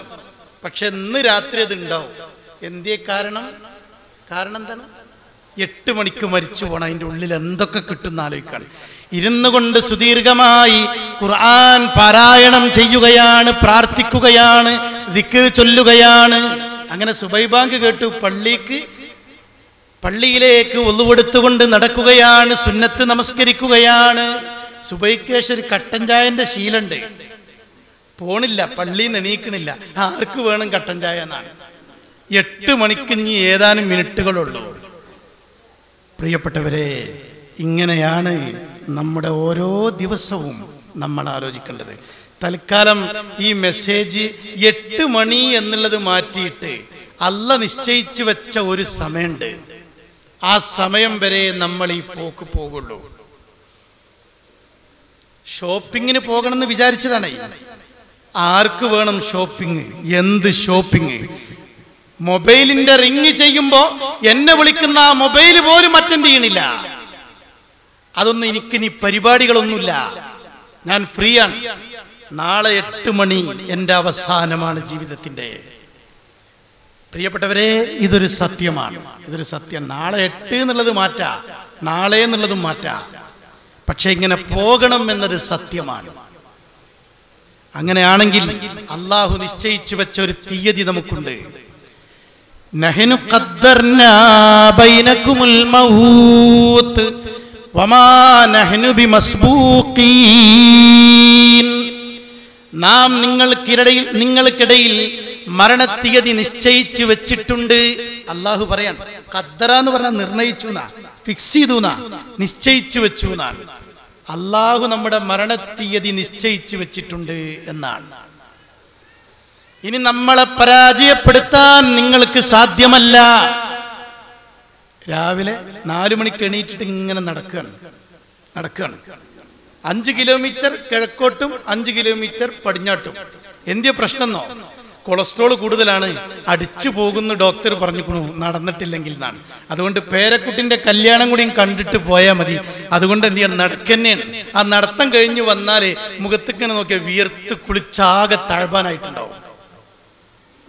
മരത്തുമ്മ കയറണ ആളെക്കാളും പേടിയാണ് കയറ്റി ചുവട്ടിലിക്കണം. നമുക്ക് സുഹൃത്തെ മുറുകെ പിടിക്കണം, ശ്രദ്ധിക്കണം. കിണറ്റിൽ ഒരാളെ ഇറക്കിയാലും അങ്ങനെ തന്നെയാണ്. നമുക്കാണ് വലിയ ആശങ്ക. പ്രിയപ്പെട്ടവരെ, നമ്മൾ ആലോചിക്കുക, എങ്ങനെ ശ്രദ്ധിച്ചാലും സൂക്ഷിച്ചാലും ഭക്ഷണത്തളികന്റെ മുമ്പിൽ ഇരുന്നിട്ട് വരെ എനിക്കതൊന്നും പറ്റൂല, അത് കഴിച്ച അപകടമാണ് എന്നാണ്. എങ്ങനെ സൂക്ഷിച്ചാലും നഹ്നു ഖദ്ദർനാ ബൈനകുമുൽ മൗത്ത്, നിങ്ങൾക്കിടയിൽ മരണത്തിന്റെ തീയതി നമ്മൾ നിശ്ചയിച്ചു വെച്ചിട്ടുണ്ട്. അള്ളാഹു പറയാം, ഇനി നമ്മളെ പരാജയപ്പെടുത്താൻ, തോൽപ്പിക്കാൻ നിങ്ങളെ കൊണ്ട് സാധ്യമല്ല. ഇതണ്ട് ഉറപ്പായാൽ മതി. ഡേറ്റ് ഓഫ് ബർത്ത് നമുക്കൊക്കെ അറിയാം, ഡേറ്റ് ഓഫ് ഡെത്ത് അറിയാത്തതുള്ളൂ. അള്ളാഹു നിശ്ചയിച്ചു വെച്ചിരിക്കുന്നു. പ്രിയപ്പെട്ടവരെ, വന്ന വഴി ആരും മറക്കില്ല. മറന്നാൽ ഉമ്മ ജീവിച്ചിരിക്കുന്നുണ്ടെങ്കിൽ ഓർമ്മപ്പെടുത്തും. മോനെ, നീ ഇങ്ങനെയൊക്കെ ആയിരുന്നു എന്ന് നമ്മളോട് ഇങ്ങനെ പറയും. ഇനി ഉമ്മയില്ലെങ്കിൽ പൊക്കിളിൽ ഇങ്ങനെ തൊട്ട് നോക്കിയാൽ മതി. ഈ പൊക്കിൽ ഒരു അടയാളമാണ്, ഒരു അടയാളപ്പെടുത്തലാണ്. പൊക്കിളുകൊണ്ട് ഈ ദുനിയാവിൽ ഒരു ഉപകാരമല്ല. പിന്നെന്തിനാ? അതൊരു അടയാളമാണ്, അതൊരു വിളിയാളമാണ്, അതൊരു വിളിച്ചറിയിക്കലാണ്, അത് സംസാരിച്ചു കൊണ്ടിരിക്കുകയാണ് നിനക്കൊരു ഉമ്മയുണ്ടായിരുന്നു എന്ന്. അങ്ങനത്തെ ഒരു അടയാളമാണ് പൊക്കിൾ. പ്രിയപ്പെട്ടവരെ, വന്ന വഴി മറക്കരുത്, പോകാനുള്ള വഴിയും മറക്കരുത്. എങ്ങോട്ടാണ് പോകുന്നത് അത് പറയാൻ സയൻസിന്റെ ഗ്രന്ഥങ്ങൾക്ക് സാധ്യമല്ല. പോകാനുള്ള വഴി പറയാൻ അള്ളാഹു ഇറക്കിയ ഖുർആനിനെ കഴിയൂ. അതുകൊണ്ട് നമ്മൾ ഇനി പോകുന്ന ഘട്ടം ഖുർആൻ കൃത്യമായിട്ട് പറഞ്ഞറിയിക്കുകയാണ്. ഞാൻ എൻ്റെ പ്രിയപ്പെട്ട സഹോദരങ്ങളോട് ഓർമ്മപ്പെടുത്തുകയാണ്. സാധാരണ ഒരു മരണ വീട്ടിൽ ചെന്നാൽ നമ്മൾ പറയും, ഇനി എങ്ങനെ യുവാവാണ് മരിച്ചതെങ്കിൽ, കുടുംബനാഥനാണ് മരിച്ചതെങ്കിൽ നമ്മൾ പറയും, ഇനി എങ്ങനെ ആ കുടുംബം മുന്നോട്ട് പോകാനാണ്. പ്രധാനപ്പെട്ട കുടുംബത്തിൻ്റെ നെട്ടല്ലാണ് മരിച്ച ആള്. നമ്മൾ ആലോചിക്കേണ്ടത് ഞാൻ മരിച്ചാൽ ഞാൻ എന്താകും എന്നാണ്. കുടുംബം എന്താകുന്ന ആലോചിക്കേണ്ടതില്ല, അത് സമൂഹത്തിൻ്റെ ബാധ്യതയാണ്. ഞാൻ മരിച്ചാൽ ഞാൻ എന്താകും എന്നാണ് ഞാൻ ആലോചിക്കേണ്ടത്. അങ്ങനെ ചിന്തിക്കാൻ പ്രിയപ്പെട്ടവരെ നമുക്ക് കഴിയണം. പ്രവാചകൻ തൻ്റെ പ്രിയപ്പെട്ട മോൾ ഫാത്തിമ ബീവിയോട് ഒരു സ്വകാര്യം കാതിൽ പറഞ്ഞു. ആ സ്വകാര്യം ഇങ്ങനെ ബാപ്പി മകളും പറയണത് ആയിഷ ബീവിയൊക്കെ കാണുന്നുണ്ട്. ആ സ്വകാര്യം കേട്ട ഉടൻ ഒന്നാമത് ചേർത്ത് പിടിച്ചുകൊണ്ട് മോളോട് ബാപ്പ പറഞ്ഞ സ്വകാര്യം കേട്ടപ്പോൾ മോള് കരഞ്ഞുപോയി. ഫാത്തിമ ബീവി ആ സ്വകാര്യം കേട്ടപ്പോൾ കരഞ്ഞുപോയി. രണ്ടാമത്തൊരു സ്വകാര്യം പറഞ്ഞു. അത് കേട്ടപ്പോൾ ഫാത്തിമ ബീവി ചിരിച്ചു. പ്രിയപ്പെട്ടവരെ, എന്തായിരുന്നു ഫാത്തിമ ബീവി കരഞ്ഞതും ചിരിച്ചതുമായ ആ രണ്ട് സ്വകാര്യങ്ങൾ? ഇതിങ്ങനെ കാണുന്നുണ്ട് ആയിഷ ബീവി റളിയല്ലാഹു അൻഹ. ആയിഷ ബീവി ചോദിക്കണേ, മോളെ എന്താണ് ബാപ്പ നിന്റെ കാതിൽ പറഞ്ഞ സ്വകാര്യം? അപ്പൊ മോള് പറയണ, അത് ബാപ്പ എന്നോട് പറഞ്ഞ സ്വകാര്യാണ്, അത് സ്വകാര്യമാണ്, അതുകൊണ്ട് ഞാൻ പറയില്ല. നിങ്ങൾ അറിയേണ്ടതാണെങ്കിൽ നിങ്ങളോട് ഉറക്കെ പറയുമായിരുന്നില്ലേ? അത് ബാപ്പ മോളോട് പറഞ്ഞ സ്വകാര്യാണ്, അത് ഞാൻ പറയില്ല എന്ന് ഫാത്തിമ ബീവി പറയാണ്. പിന്നീട് റസൂലുള്ള വഫാത്തായതിന് ശേഷമാണ് ഫാത്തിമ ബീവി സ്വകാര്യം വെളിപ്പെടുത്തുന്നത്. രണ്ട് സ്വകാര്യങ്ങളാണ് പറഞ്ഞത്. ഒന്നാമത്തെ സ്വകാര്യം കേട്ടപ്പോ ഫാത്തിമ ബീവി കരഞ്ഞു. എന്തായിരുന്നു ഫാത്തിമ ബീവിയെ കരയിപ്പിച്ച സ്വകാര്യം? സഹോദരിമാരെ, നിങ്ങളൊന്ന് ഓർത്തെടുക്കുക. ഫാത്തിമ ബീവി അടുത്തേക്ക് വിളിച്ചുകൊണ്ട് അല്ലാഹുവിന്റെ റസൂൽ പറയാണ്, മോളെ ഫാത്തിമ, ബാപ്പയുടെ ഈ ലോകത്തെ സമയം അവസാനിച്ചു കൊണ്ടിരിക്കുന്നു. ബാപ്പാന്റെ മരണസമയം അടുത്തുകൊണ്ടിരിക്കുന്നു എന്നാണ്. ബാപ്പ വിട പറയാൻ സമയമായിട്ടുണ്ട് മോളെ. ഇത് കേട്ടപ്പോഴാണ് ഫാത്തിമ ബീവിക്ക് സഹിക്കാൻ കഴിയാതെ, ബാപ്പ ലോകത്തിന് വിട പറയാനായോ എന്ന് ചിന്തിച്ച് ഫാത്തിമ ബീവി കരയാണ്. രണ്ടാമത് പറഞ്ഞ സ്വകാര്യം എന്താ അറിയോ? കരയുന്ന ഫാത്തിമ ബീവിയോട് പറഞ്ഞ സ്വകാര്യം, മോളെ, ബാപ്പ മരിച്ചു പോയാലും വഫാത്തായി പോയാലും ബാപ്പയോട് എൻ്റെ കുടുംബത്തിൽ നിന്ന് ആദ്യമായി സന്ധിക്കുന്ന കുടുംബാംഗം മോളെ ഫാത്തിമ നീയായിരിക്കും എന്നാണ്. എൻ്റെ ബാപ്പ വിട പറഞ്ഞു പോയാൽ ബാപ്പയുടെ അടുക്കലേക്ക് നാളെ പരലോകത്തേക്ക്, സ്വർഗലോകത്തേക്ക് ആദ്യമായി സന്ധിക്കുന്ന കുടുംബാംഗം എൻ്റെ കുടുംബത്തിൽ നിന്ന് ഫാത്തിമ നീയായിരിക്കുമെന്ന് അല്ലാഹുവിന്റെ റസൂൽ പറഞ്ഞത് കേട്ടപ്പോഴാണ് ഫാത്തിമ ബീവി കരച്ചിൽ അവസാനിപ്പിച്ചുകൊണ്ട് ചിരിച്ചുപോയത്. പ്രിയപ്പെട്ടവരെ, നമ്മളൊന്ന് ഓർത്തു നോക്കി. പറഞ്ഞതുപോലെ അല്ലാഹുവിന്റെ റസൂൽ വഫാത്തായി. 6 മാസമായപ്പോഴേക്കിനും ഫാത്തിമ ബീവിയും വഫാത്തായി. മരിക്കും ഞാൻ എന്ന് കേട്ടപ്പോൾ ചിരിക്കാനാണ് ഫാത്തിമ ബീവിക്ക് കഴിഞ്ഞത്. അത് ഒരുക്കത്തിന്റെ ഭാഗമാണ്, ഒരുക്കത്തിന്റെ ഭാഗമാണ്. അങ്ങനെ നമുക്ക് കഴിയുമോ? നമ്മൾ ആലോചിക്കുക. ഒരു കാര്യം കൂടി ഞാൻ നിങ്ങളുമായി പങ്കുവെക്കുകയാണ്. നമ്മളെല്ലാവരും ഒന്നോർക്കുക, നമ്മുടെ മരണം നമ്മളൊന്ന് ഓർക്കുക. എല്ലാവരും ഇപ്പോൾ ഇവിടെ ഇരിക്കുകയാണ്. ഈ ഇരിക്കുന്ന നിങ്ങളുടെ മനസ്സിനെ ഞാൻ നിങ്ങളുടെ വീട്ടിലേക്ക് കൂട്ടിക്കൊണ്ടു പോകാൻ. നിങ്ങളുടെ വീട്ടിലെത്തി ഞങ്ങൾ പറയണം. എത്തിയില്ലെല്ലാവരും? എവിടെ മയ്യത്ത് കിടത്താൻ ഏറ്റവും നല്ല സ്ഥലം? നമ്മുടെ വീട്ടില് നമ്മുടെ മയ്യത്തിനെ കിടത്താൻ പറ്റിയ സ്ഥലം ഏതാണ്? ഹാള് അല്ലെങ്കിൽ നമ്മുടെ ഓഫീസ്, വിശാലമായ ആ സൗകര്യമുള്ള ആ പൂമുഖത്ത് കിടത്താം. അങ്ങനെ വീട്ടിന്റെ ഉള്ളിലുള്ള ഒരു കട്ടില് ആ ഹാളിന്റെ നടുവിലേക്ക് പിടിച്ചിട്ടു. അതിൽ നിവർത്തി കിടത്തപ്പെട്ടു. ഒരു വെള്ളത്തുണി കൊണ്ട് മൂടി, തല താടിയുമായി കൂട്ടിക്കെട്ടി, കാലും കയ്യുമൊക്കെ ചേർത്ത് വെച്ചു. ആരുടെ ജനാസയാണ് ആ കിടക്കുന്നത്? കേട്ടില്ല. ആരുടെ ജനാസയാണ്? നിങ്ങൾ പറയണില്ല, എല്ലാവരും എൻ്റെ മുഖത്തേക്ക് നോക്കുകയാണ്. എൻ്റെ വീട്ടിൽ കിടക്കുന്നത് എൻ്റെ പൂമുഖത്ത് ഹാളിൽ എൻ്റെ ജനാസയാണ്, എൻ്റെ മയ്യത്താണ്. എൻ്റെ പഴയ കട്ടിലിൽ പിടിച്ചിട്ടിട്ട് അയ്യമ്മങ്ങനെ ഞാൻ നിവർന്ന് കിടന്ന് എന്നെ ഒരു വെള്ള തുണി കൊണ്ട് ഇങ്ങനെ മൂടിക്കുകയാണ്. അപ്പോൾ നിങ്ങളെ വീട്ടിൽ കിടത്തിയിട്ടുള്ള ധാരണയാണ് കണ്ടില്ല. നിങ്ങൾ അപ്പോഴും നിങ്ങൾ പറയണില്ല അങ്ങോട്ട്. ആരുടെ ജനാസയാണ് കിടക്കണത്? നിങ്ങളെ വീട്ടിൽ കിടക്കണത് നമ്മുടേതാണ്. നിങ്ങൾക്ക് ആർക്കും ദേഷ്യമൊന്നുമില്ലല്ലോ ഞാൻ അങ്ങനെ പറയുന്നത്. എന്താ അറിയോ, ഇതിപ്പോ മറച്ചു വെച്ചിട്ട് കാര്യമല്ല, അതൊരു സത്യമാണ്. ഈ കൂട്ടത്തിൽ ഒരാൾ എണീറ്റ് നിന്നിട്ട് അല്ല ഉസ്താദെ ഞാൻ ഹജ്ജിന് പോകുമെന്ന് ചോദിച്ചാല് അള്ളാന്റെ തൗഫീഖ് ഉണ്ടെങ്കിൽ നിങ്ങൾക്ക് പോകും, അള്ളാഹു വിധിച്ചിട്ടുണ്ടെങ്കിൽ നിങ്ങൾക്ക് അതിന് കഴിയും, നിങ്ങൾ ഇരിക്കും, സമാധാനപ്പെടുത്തിയിട്ട് നമുക്ക് ദുആ ചെയ്യാമെന്ന് പറഞ്ഞ അയാളെ ആശ്വസിപ്പിച്ചിരുത്താനേ പറ്റുള്ളൂ. എന്നാൽ അദ്ദേഹം രണ്ടാമതൊരു ചോദ്യം, അല്ല ഉസ്താദെ ഞാൻ മരിക്കുമെന്ന് ചോദിച്ചാല് 100% ഉറപ്പാണ്, ഇരുന്നോളൂ, ധൈര്യമായിട്ട് ഇരുന്നോളൂ, അങ്ങ് മരിക്കും എന്ന് പറയാൻ പറ്റും. ഇത്ര ഉറപ്പുള്ളൊരു കാര്യം വേറെ ഏതാ ഉള്ളത്? പ്രിയപ്പെട്ടവരെ, അതൊരു സത്യമാണ്. അപ്പോ നമ്മുടെ വീട്ടിൽ കട്ടിലില് പൂമുഖത്ത് ആ വെള്ളത്തുണി കൊണ്ട് മൂടപ്പെട്ട് നിവർന്നു കിടക്കുന്ന ജനാസ ആരുടേതാണ്? എന്റേതാണ്, നിങ്ങളുടെ ഓരോരുത്തരുടേതുമാണ്. അവിടെ തന്നെ അല്ലേ ഇപ്പുള്ളത്? എല്ലാവരും ആ വീട്ടിന്റെ ആ കിടക്കുന്നത് ആലോചിക്കണം കേട്ടില്ലേ? ശരി, കണ്ണുകൾ അടക്കപ്പെട്ടിരിക്കുന്നു. ഇനി നമ്മൾ ഉടുക്കില്ല, ഉടുപ്പിക്കപ്പെടും. ഇനി നമ്മൾ കുളിക്കില്ല, കുളിപ്പിക്കപ്പെടും. പ്രിയപ്പെട്ടവരെ, ഇനി സംസാരിക്കില്ല, നമ്മൾ സംസാര വിഷയമാക്കപ്പെടും. നമ്മളെ കുറിച്ച് ആളുകൾ ഇങ്ങനെ സംസാരിക്കാൻ, ആയിരക്കണക്കിന് ബന്ധുക്കളും കുടുംബങ്ങളും അയൽവാസികളും സുഹൃത്തുക്കളും സഹപ്രവർത്തകരും പരിചയക്കാരും പ്രസ്ഥാന ബന്ധുക്കളും നമ്മുടെ വീടിന്റെ പരിസരത്തുണ്ട്. എല്ലാവരും നമ്മളെ കുറിച്ച് ഇങ്ങനെ സംസാര വിഷയമായി പറയാൻ. നമ്മളൊന്നും സംസാരിക്കില്ല, നമ്മൾ സംസാര വിഷയമാക്കപ്പെടും.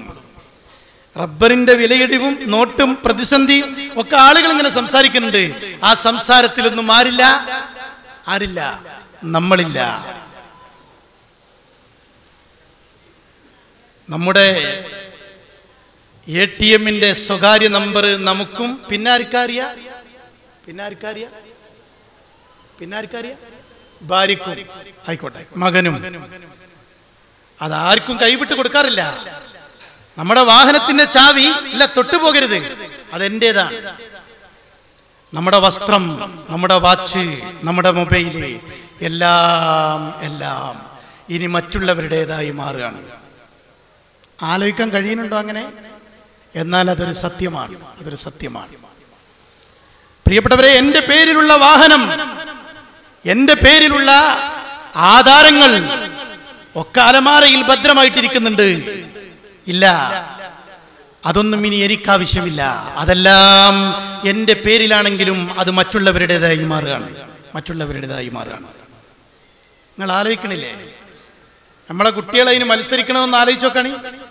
ആ വാഹനത്തിന് അത് എനിക്കെന്നെ വേണമെന്ന് മൂത്തവൻ പറയണു, ചെറിയവൻ പറയണു അത് എനിക്ക് വേണ്ടി വാപ്പ വാങ്ങിയതാണ്, വാപ്പ അങ്ങനെ പറയണമെന്ന് വിചാരിച്ചതാണ്. അപ്പോഴേക്കിനും എന്തായിരിക്കും അതിന്റെ ലഹള എന്നാലോചിച്ച് നോക്കി. ശരി, ആയിരക്കണക്കിന് ആളുകൾ വീടിന്റെ സമീപത്തുണ്ട്. പള്ളിയിൽ ചാരി വെച്ച ഒരു വാഹനം, എന്താണ് അതിന്റെ പേര്? ഇന്നോവന്റെ നീളുണ്ട്. പേരെന്താണ്? മയ്യത്ത് കട്ടിൽ.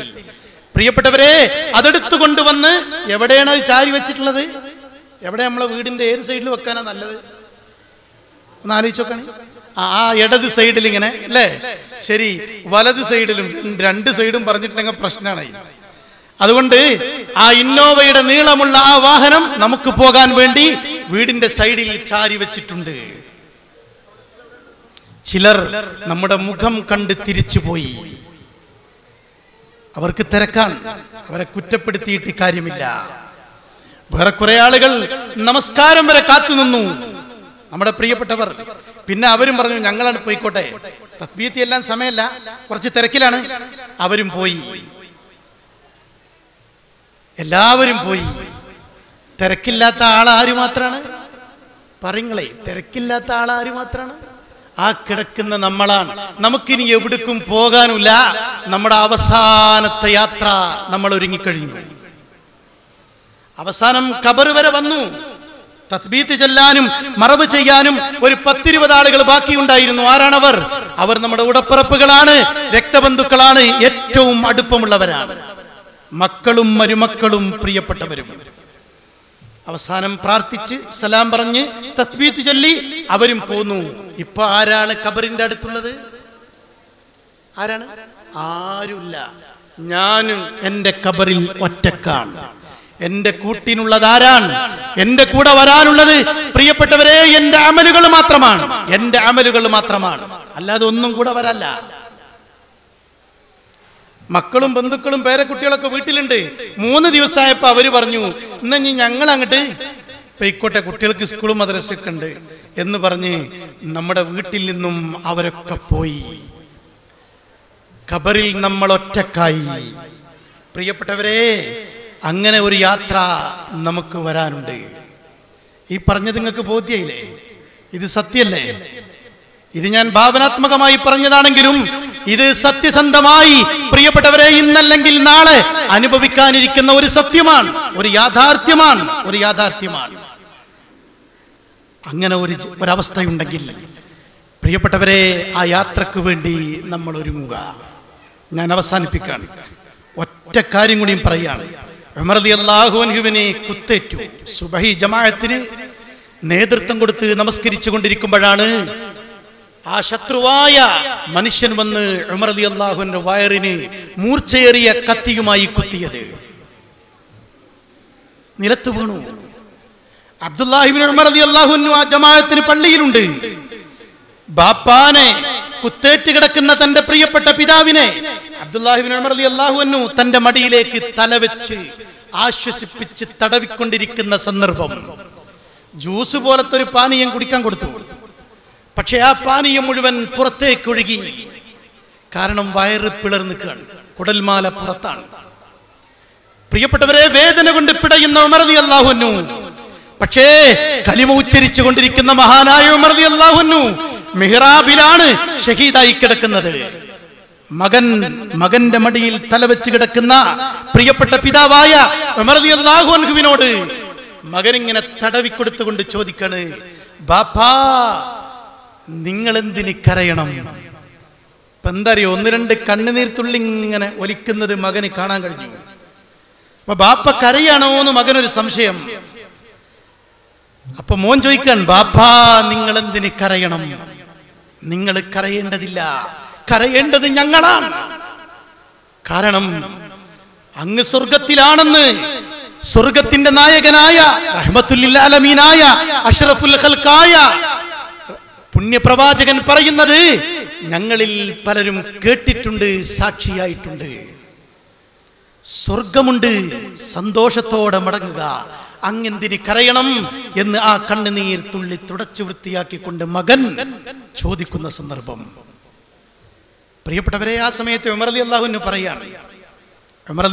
പറയാണ്, മോനെ, അല്ലാഹുവിന്റെ റസൂൽ ആകാശവർത്തമാനമാകുന്ന വഹിയിലൂടെ സംസാരിക്കുന്ന സ്വർഗത്തിന്റെ നായകനായ മുത്തുനബി അത് പറഞ്ഞിട്ടുണ്ട് എന്നത് ശരിയാണ്. പക്ഷേ അത് പറഞ്ഞിട്ടും കുറെ കാലം ബാപ്പ ജീവിച്ചില്ലേ എന്നാണ്.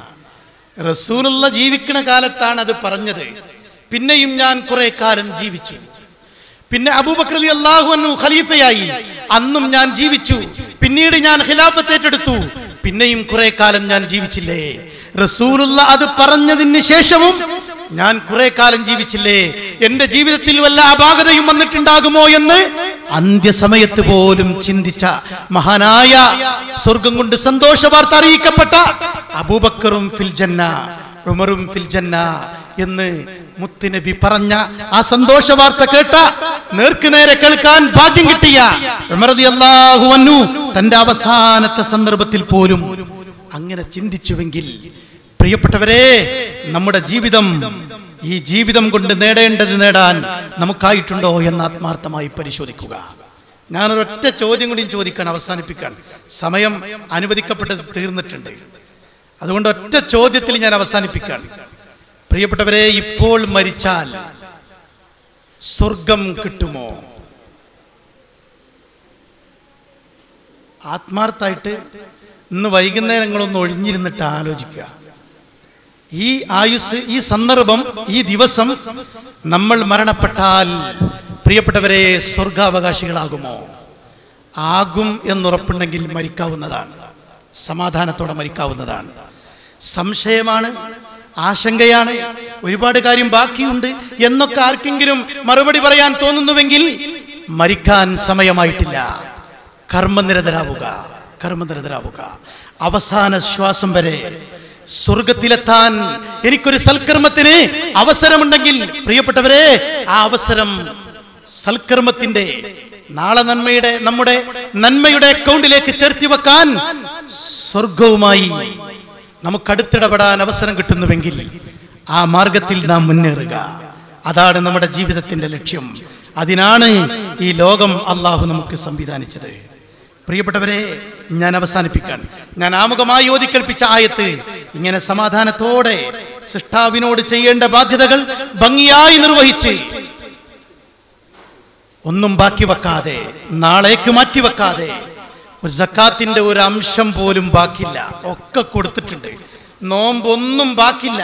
ഉറപ്പുള്ളവരൊന്നും കൈപൊക്കിക്കേ. നിങ്ങളെല്ലാവരും പൊക്കുന്ന എനിക്കറിയാം, സമയമില്ലാത്തതുകൊണ്ട് ഞാൻ കൈപൊക്കാൻ പറയണില്ല. നമസ്കാരം ഒരു വക്ത് പോലും എനിക്ക് നഷ്ടപ്പെട്ടിട്ടില്ല. എന്നു മുതൽ? 10 വയസ്സ് മുതൽ, അല്ലെങ്കിൽ 7 വയസ്സ് മുതൽ. സമാധാനത്തിന് പറയാണ് 12 വയസ്സ് മുതൽ. ഉറപ്പുള്ളവരൊക്കെ ഒന്ന് കൈപൊക്കിക്കാണി. പ്രിയപ്പെട്ടവരെ, അങ്ങനെ ഒരു ലോകത്തേക്ക് നമ്മൾ പോകേണ്ടതുണ്ട്. ഇതൊക്കെ ചോദിക്കപ്പെടുന്ന ഒരു ലോകം. അവിടുത്തെ മൂല്യനിർണയം കുറ്റമറ്റതാണ്, ആശങ്കപ്പെടേണ്ടതില്ല. ഒരു അണുവളവ് പോലും അവിടെ അനീതിയില്ല. അതുകൊണ്ട് ഇത് പരിശോധിക്കപ്പെടുന്ന ലോകത്തേക്ക് എത്തുന്നതിന് മുമ്പ് ആത്മാർത്ഥമായി നമ്മൾ നമ്മെ വിലയിരുത്തുക. നമ്മുടെ നന്മയ്ക്ക് വേണ്ടി പരമാവധി സ്വർഗം നേടാൻ പരിശ്രമിക്കുക. അള്ളാഹു അനുഗ്രഹിക്കുമാറാവട്ടെ. ഞാൻ അവസാനിപ്പിക്കാൻ ഒറ്റ മിനിറ്റും കൂടി കടമെടുക്കുകയാണ്. കാരണം നിങ്ങളെയൊക്കെ കാണാനും കണ്ടുമുട്ടാനും ഒരുപാട് പഴയ സുഹൃത്തുക്കളുമായി നേർക്കുനേരെ സന്തോഷത്തോടെ ആലിംഗനം ചെയ്ത് ആ സന്തോഷം പങ്കുവെക്കാനും കിട്ടിയ ഒരു സന്ദർഭത്തിലാണ് ഇസ്ലാഹി കേരളം. മുജാഹിദുകൾ ഐക്യപ്പെട്ടിരിക്കുന്നു. ഇതൊരു വല്ലാത്ത സന്ദർഭമാണ്. എങ്ങനെ സന്തോഷിക്കാതിരിക്കുന്നതാണ്? 2 പുഴകൾ, ചെറിയ ചെറിയ തോടുകളായിരുന്ന എല്ലാ തോടുകളും ഒന്നാകുമ്പോൾ കാണുന്ന ഒരു വല്ലാത്ത ഒഴുക്കുണ്ടല്ലോ, ആവേശത്തിന്റെ ഒഴുക്ക്. ആ 2 പുഴകൾ ഒന്നായിരിക്കുന്നു. ആ പുഴകളിൽ ഏത് പ്രതിസന്ധികളെയും അതുപോലെ തന്നെ ഏത് തിരമാലകളെയും ശക്തമായി വകഞ്ഞു മാറ്റിക്കൊണ്ട് മുന്നോട്ട് പ്രബോധന പ്രവർത്തനങ്ങളുമായി പോകാൻ, അതിൽ തുടിക്കുന്ന ജീവനുള്ള പരൽമീനുകളായി മാറാൻ ഇസ്ലാഹി കേരളത്തിലെ ഓരോ അംഗങ്ങളായി നമുക്കും കഴിയണം. ചത്തുകിടക്കുന്ന തിമിംഗലത്തെക്കാൾ പവർ ജീവനുള്ള ഒരു ചെറിയ പരൽമീനിനാണ്. അതുകൊണ്ട് ഈ പുഴകൾ ഒന്നായി പ്രബോധന പ്രവർത്തനങ്ങൾക്ക് ശക്തമായി മുന്നോട്ട് പോകാൻ പ്രിയപ്പെട്ടവരെ, ഈ ഐക്യത്തിന്റെ സന്ദർഭം നമ്മൾ ഉപയോഗപ്പെടുത്തുക. അൽഹംദുലില്ലാഹ് എന്ന് പറഞ്ഞുകൊണ്ട് മാത്രമേ ഐക്യത്തെക്കുറിച്ച് സംസാരം ആരംഭിക്കാൻ പറ്റുള്ളൂ. ഓരോ സ്ഥലത്തും പ്രഭാഷണത്തിന് ചെല്ലുമ്പോ ബഹുമാന്യനായ അലി ഷാക്കിർ മുണ്ടേരിയും ഈ വിനീതനൊക്കെ കാണുന്ന ജനാവലി കാണുമ്പോൾ അത്ഭുതം തോന്നുകയാണ്. ആളുകൾ ആവേശത്തോടെ സംഗമിച്ചു നിൽക്കുകയാണ്. ഐക്യം ഇസ്ലാഹി കേരളം സ്വീകരിച്ചിരിക്കുന്നു. ഒരു മുറിവാണ്, ഒരായുധം തട്ടിയപ്പോ ഒരു മുറിവുണ്ടായി. 2 ഭാഗത്തേക്ക് ഈ മാംസം ചിന്നി നിന്നു. പിന്നീട് വന്നത് രക്തമാണ്. അതായിരുന്നു പിളർപ്പിന്റെ കാലത്തുണ്ടായ കണ്ണുനീർ. പിന്നെ നമ്മളതിപ്പോ നമ്മുടെ പണ്ഡിതന്മാർ, അതാണ് മുജാഹിദുകളുടെ പ്രത്യേകത. പരലോകമാണ് ജീവിതത്തിന്റെ ലക്ഷ്യം, സ്വർഗം നേടലാണ്. എല്ലാം മറന്ന് പുറത്ത് മാപ്പാക്കി അത് തുന്നി കൂട്ടിയിരിക്കുന്നു. ആ മുറിവ് ഇപ്പോൾ ഉണങ്ങിയിരിക്കുന്നു. നല്ലോണം ഉണങ്ങിയിട്ടില്ല എന്നാണ് ചില ആളുകൾ മുറിവ് കണ്ടപ്പോൾ പറഞ്ഞത്. ബേജാറാവണ്ട, ഇത് പെട്ടെന്നുണ്ടായൊരു പച്ചമുറിയാണ്. 10-14 കൊല്ലം വേദനിച്ച മുറിവാണ്. ആ മുറിവ് തുന്നിക്കൂട്ടി 2-3 മാസേ ആയിട്ടുള്ളൂ. ചെറിയൊരു അടയാളപ്പളുണ്ട്. ആ അടയാളം മെല്ലെ മാഞ്ഞു പോകും, തേഞ്ഞു പോകും. പിന്നെ അവിടെ ഒരു ചെറിയ അടയാളം, ഒരു കല മാത്രമേ ഉണ്ടാവുള്ളൂ. പക്ഷേ നമ്മൾ ശ്രദ്ധിക്കേണ്ടത്, ഞാൻ ഉൾപ്പെടെയുള്ള നമ്മൾ ഓരോരുത്തരും ശ്രദ്ധിക്കേണ്ടത്, അവിടെ ഒരു മുറി ഉണ്ടോന്ന് നോക്കാൻ വേണ്ടി ഇനി ആരും മാന്തരുത്, ആരും ചൊറിയരുത്, ആരും അത് ചികഞ്ഞു നോക്കരുത്. അതിനെ ഉണങ്ങാൻ വിടുക. ആ മുറി ശാന്തമായി ഉണങ്ങട്ടെ. അത് ഐശ്വര്യമാവട്ടെ. അവിടെ ഒരു മുറിവില്ലാത്ത വിധം 1-2 കൊല്ലം കഴിഞ്ഞാൽ അവിടെ മുറിവുണ്ടായിരുന്നു എന്ന് പറഞ്ഞു കേൾക്കുന്ന അവസ്ഥയിലേക്ക് വരണം. മുറിവുണ്ടാകരുത് എന്ന തീരുമാനത്തിൽ നമ്മൾ എത്തണം. ആ ഒരു സന്ദേശം നിങ്ങൾക്ക് പങ്കുവെച്ചുകൊണ്ട് നമ്മുടെ പണ്ഡിതന്മാർ, പ്രിയപ്പെട്ടവരെ, വളരെ ഭംഗിയായി അവരുടെ ബാധ്യത നിർവഹിച്ചിട്ടുണ്ട്. ഇനി ഗ്രൗണ്ടിലുള്ള, നാട്ടിലുള്ള, യൂണിറ്റിലുള്ള, ഗ്രാമത്തിലുള്ള, മണ്ഡലത്തിലുള്ള നമ്മളാണ് നാക്കുകൊണ്ടും വാക്കുകൊണ്ടും പ്രവർത്തനം കൊണ്ടും ഈ ഐക്യത്തിനെ ശക്തിപ്പെടുത്തേണ്ടത്. ഒരിക്കലും അനൈക്യമുണ്ടാകുന്ന ഒരു വാക്ക്, ഇന്ന് എന്താ ചോറ് എന്ന് വൈകുന്നേരം ചോദിക്കണം, അല്ല ഇജ്ജിപ്പോ എന്താ വെക്കാൻ കൊണ്ടുപോകുന്നു ഭാര്യനോട്, ഇജ്ജിന്ന് പറയരുത്, ഇജ്ജ് എന്താ ഉണ്ടാക്കണമെന്ന് ചോദിക്കരുത്, അല്ല നമുക്ക് ഇന്ന് തേങ്ങാച്ചോറ് ആക്കിയാലോ എന്ന് ചോദിച്ചാൽ മതി. അപ്പൊ അവള് പറയും, എന്നാ നമുക്കിന്ന് തേങ്ങാച്ചോറ് ആയിക്കോട്ടെ, കുഴപ്പമില്ല. അല്ല ഇജ്ജ് മര്യാദക്ക് തേങ്ങാച്ചോറ് വെച്ചാന്ന് പറഞ്ഞാൽ ചിലപ്പോ തേങ്ങാച്ചോറ് ഉണ്ടായിക്കോണമെന്നില്ല, വെറും ചോറൊന്നും ഉണ്ടായിക്കോണമെന്നില്ല. ഇന്ന് നിങ്ങളാ വെപ്പിക്കണത് ഞമ്മക്കൊന്ന് കാണണല്ലോ. നേരെ മറിച്ച് നമുക്കിന്ന് തേങ്ങാച്ചോറ് ആക്കിയാലോ എന്ന് അടുത്ത് നിന്നാണ് ചോദിച്ചു നോക്കൊണ്ട് ഒരു പ്രശ്നം ഉണ്ടാവില്ല. നമ്മൾ എന്ന് പറഞ്ഞു തുടങ്ങുക. അങ്ങനെ നമ്മൾ എന്ന് അടുത്ത് ചേർന്ന് നിന്ന് പ്രിയപ്പെട്ടവരെ സംസാരിച്ചു തുടങ്ങുക. അള്ളാഹു അനുഗ്രഹിക്കും. അള്ളാഹുവിന്റെ മാർഗത്തിലാണ് നമ്മുടെ എല്ലാം. അതാണ് മുജാഹിദുകളുടെ പ്രത്യേകത. ഞാൻ അവസാനിപ്പിക്കുന്നു. ആ സ്വർഗത്തിൽ അള്ളാഹു നമ്മെ എല്ലാവരെയും ഒരുമിച്ച് കൂട്ടുമാറാവട്ടെ. ആ സ്വർഗം ലഭിക്കുന്ന മഹാഭാഗ്യവാന്മാരിൽ നമ്മയും നമ്മിൽ നിന്ന് മരണപ്പെട്ടു പോയവരെയും അള്ളാഹു ഉൾപ്പെടുത്തുമാറാവട്ടെ.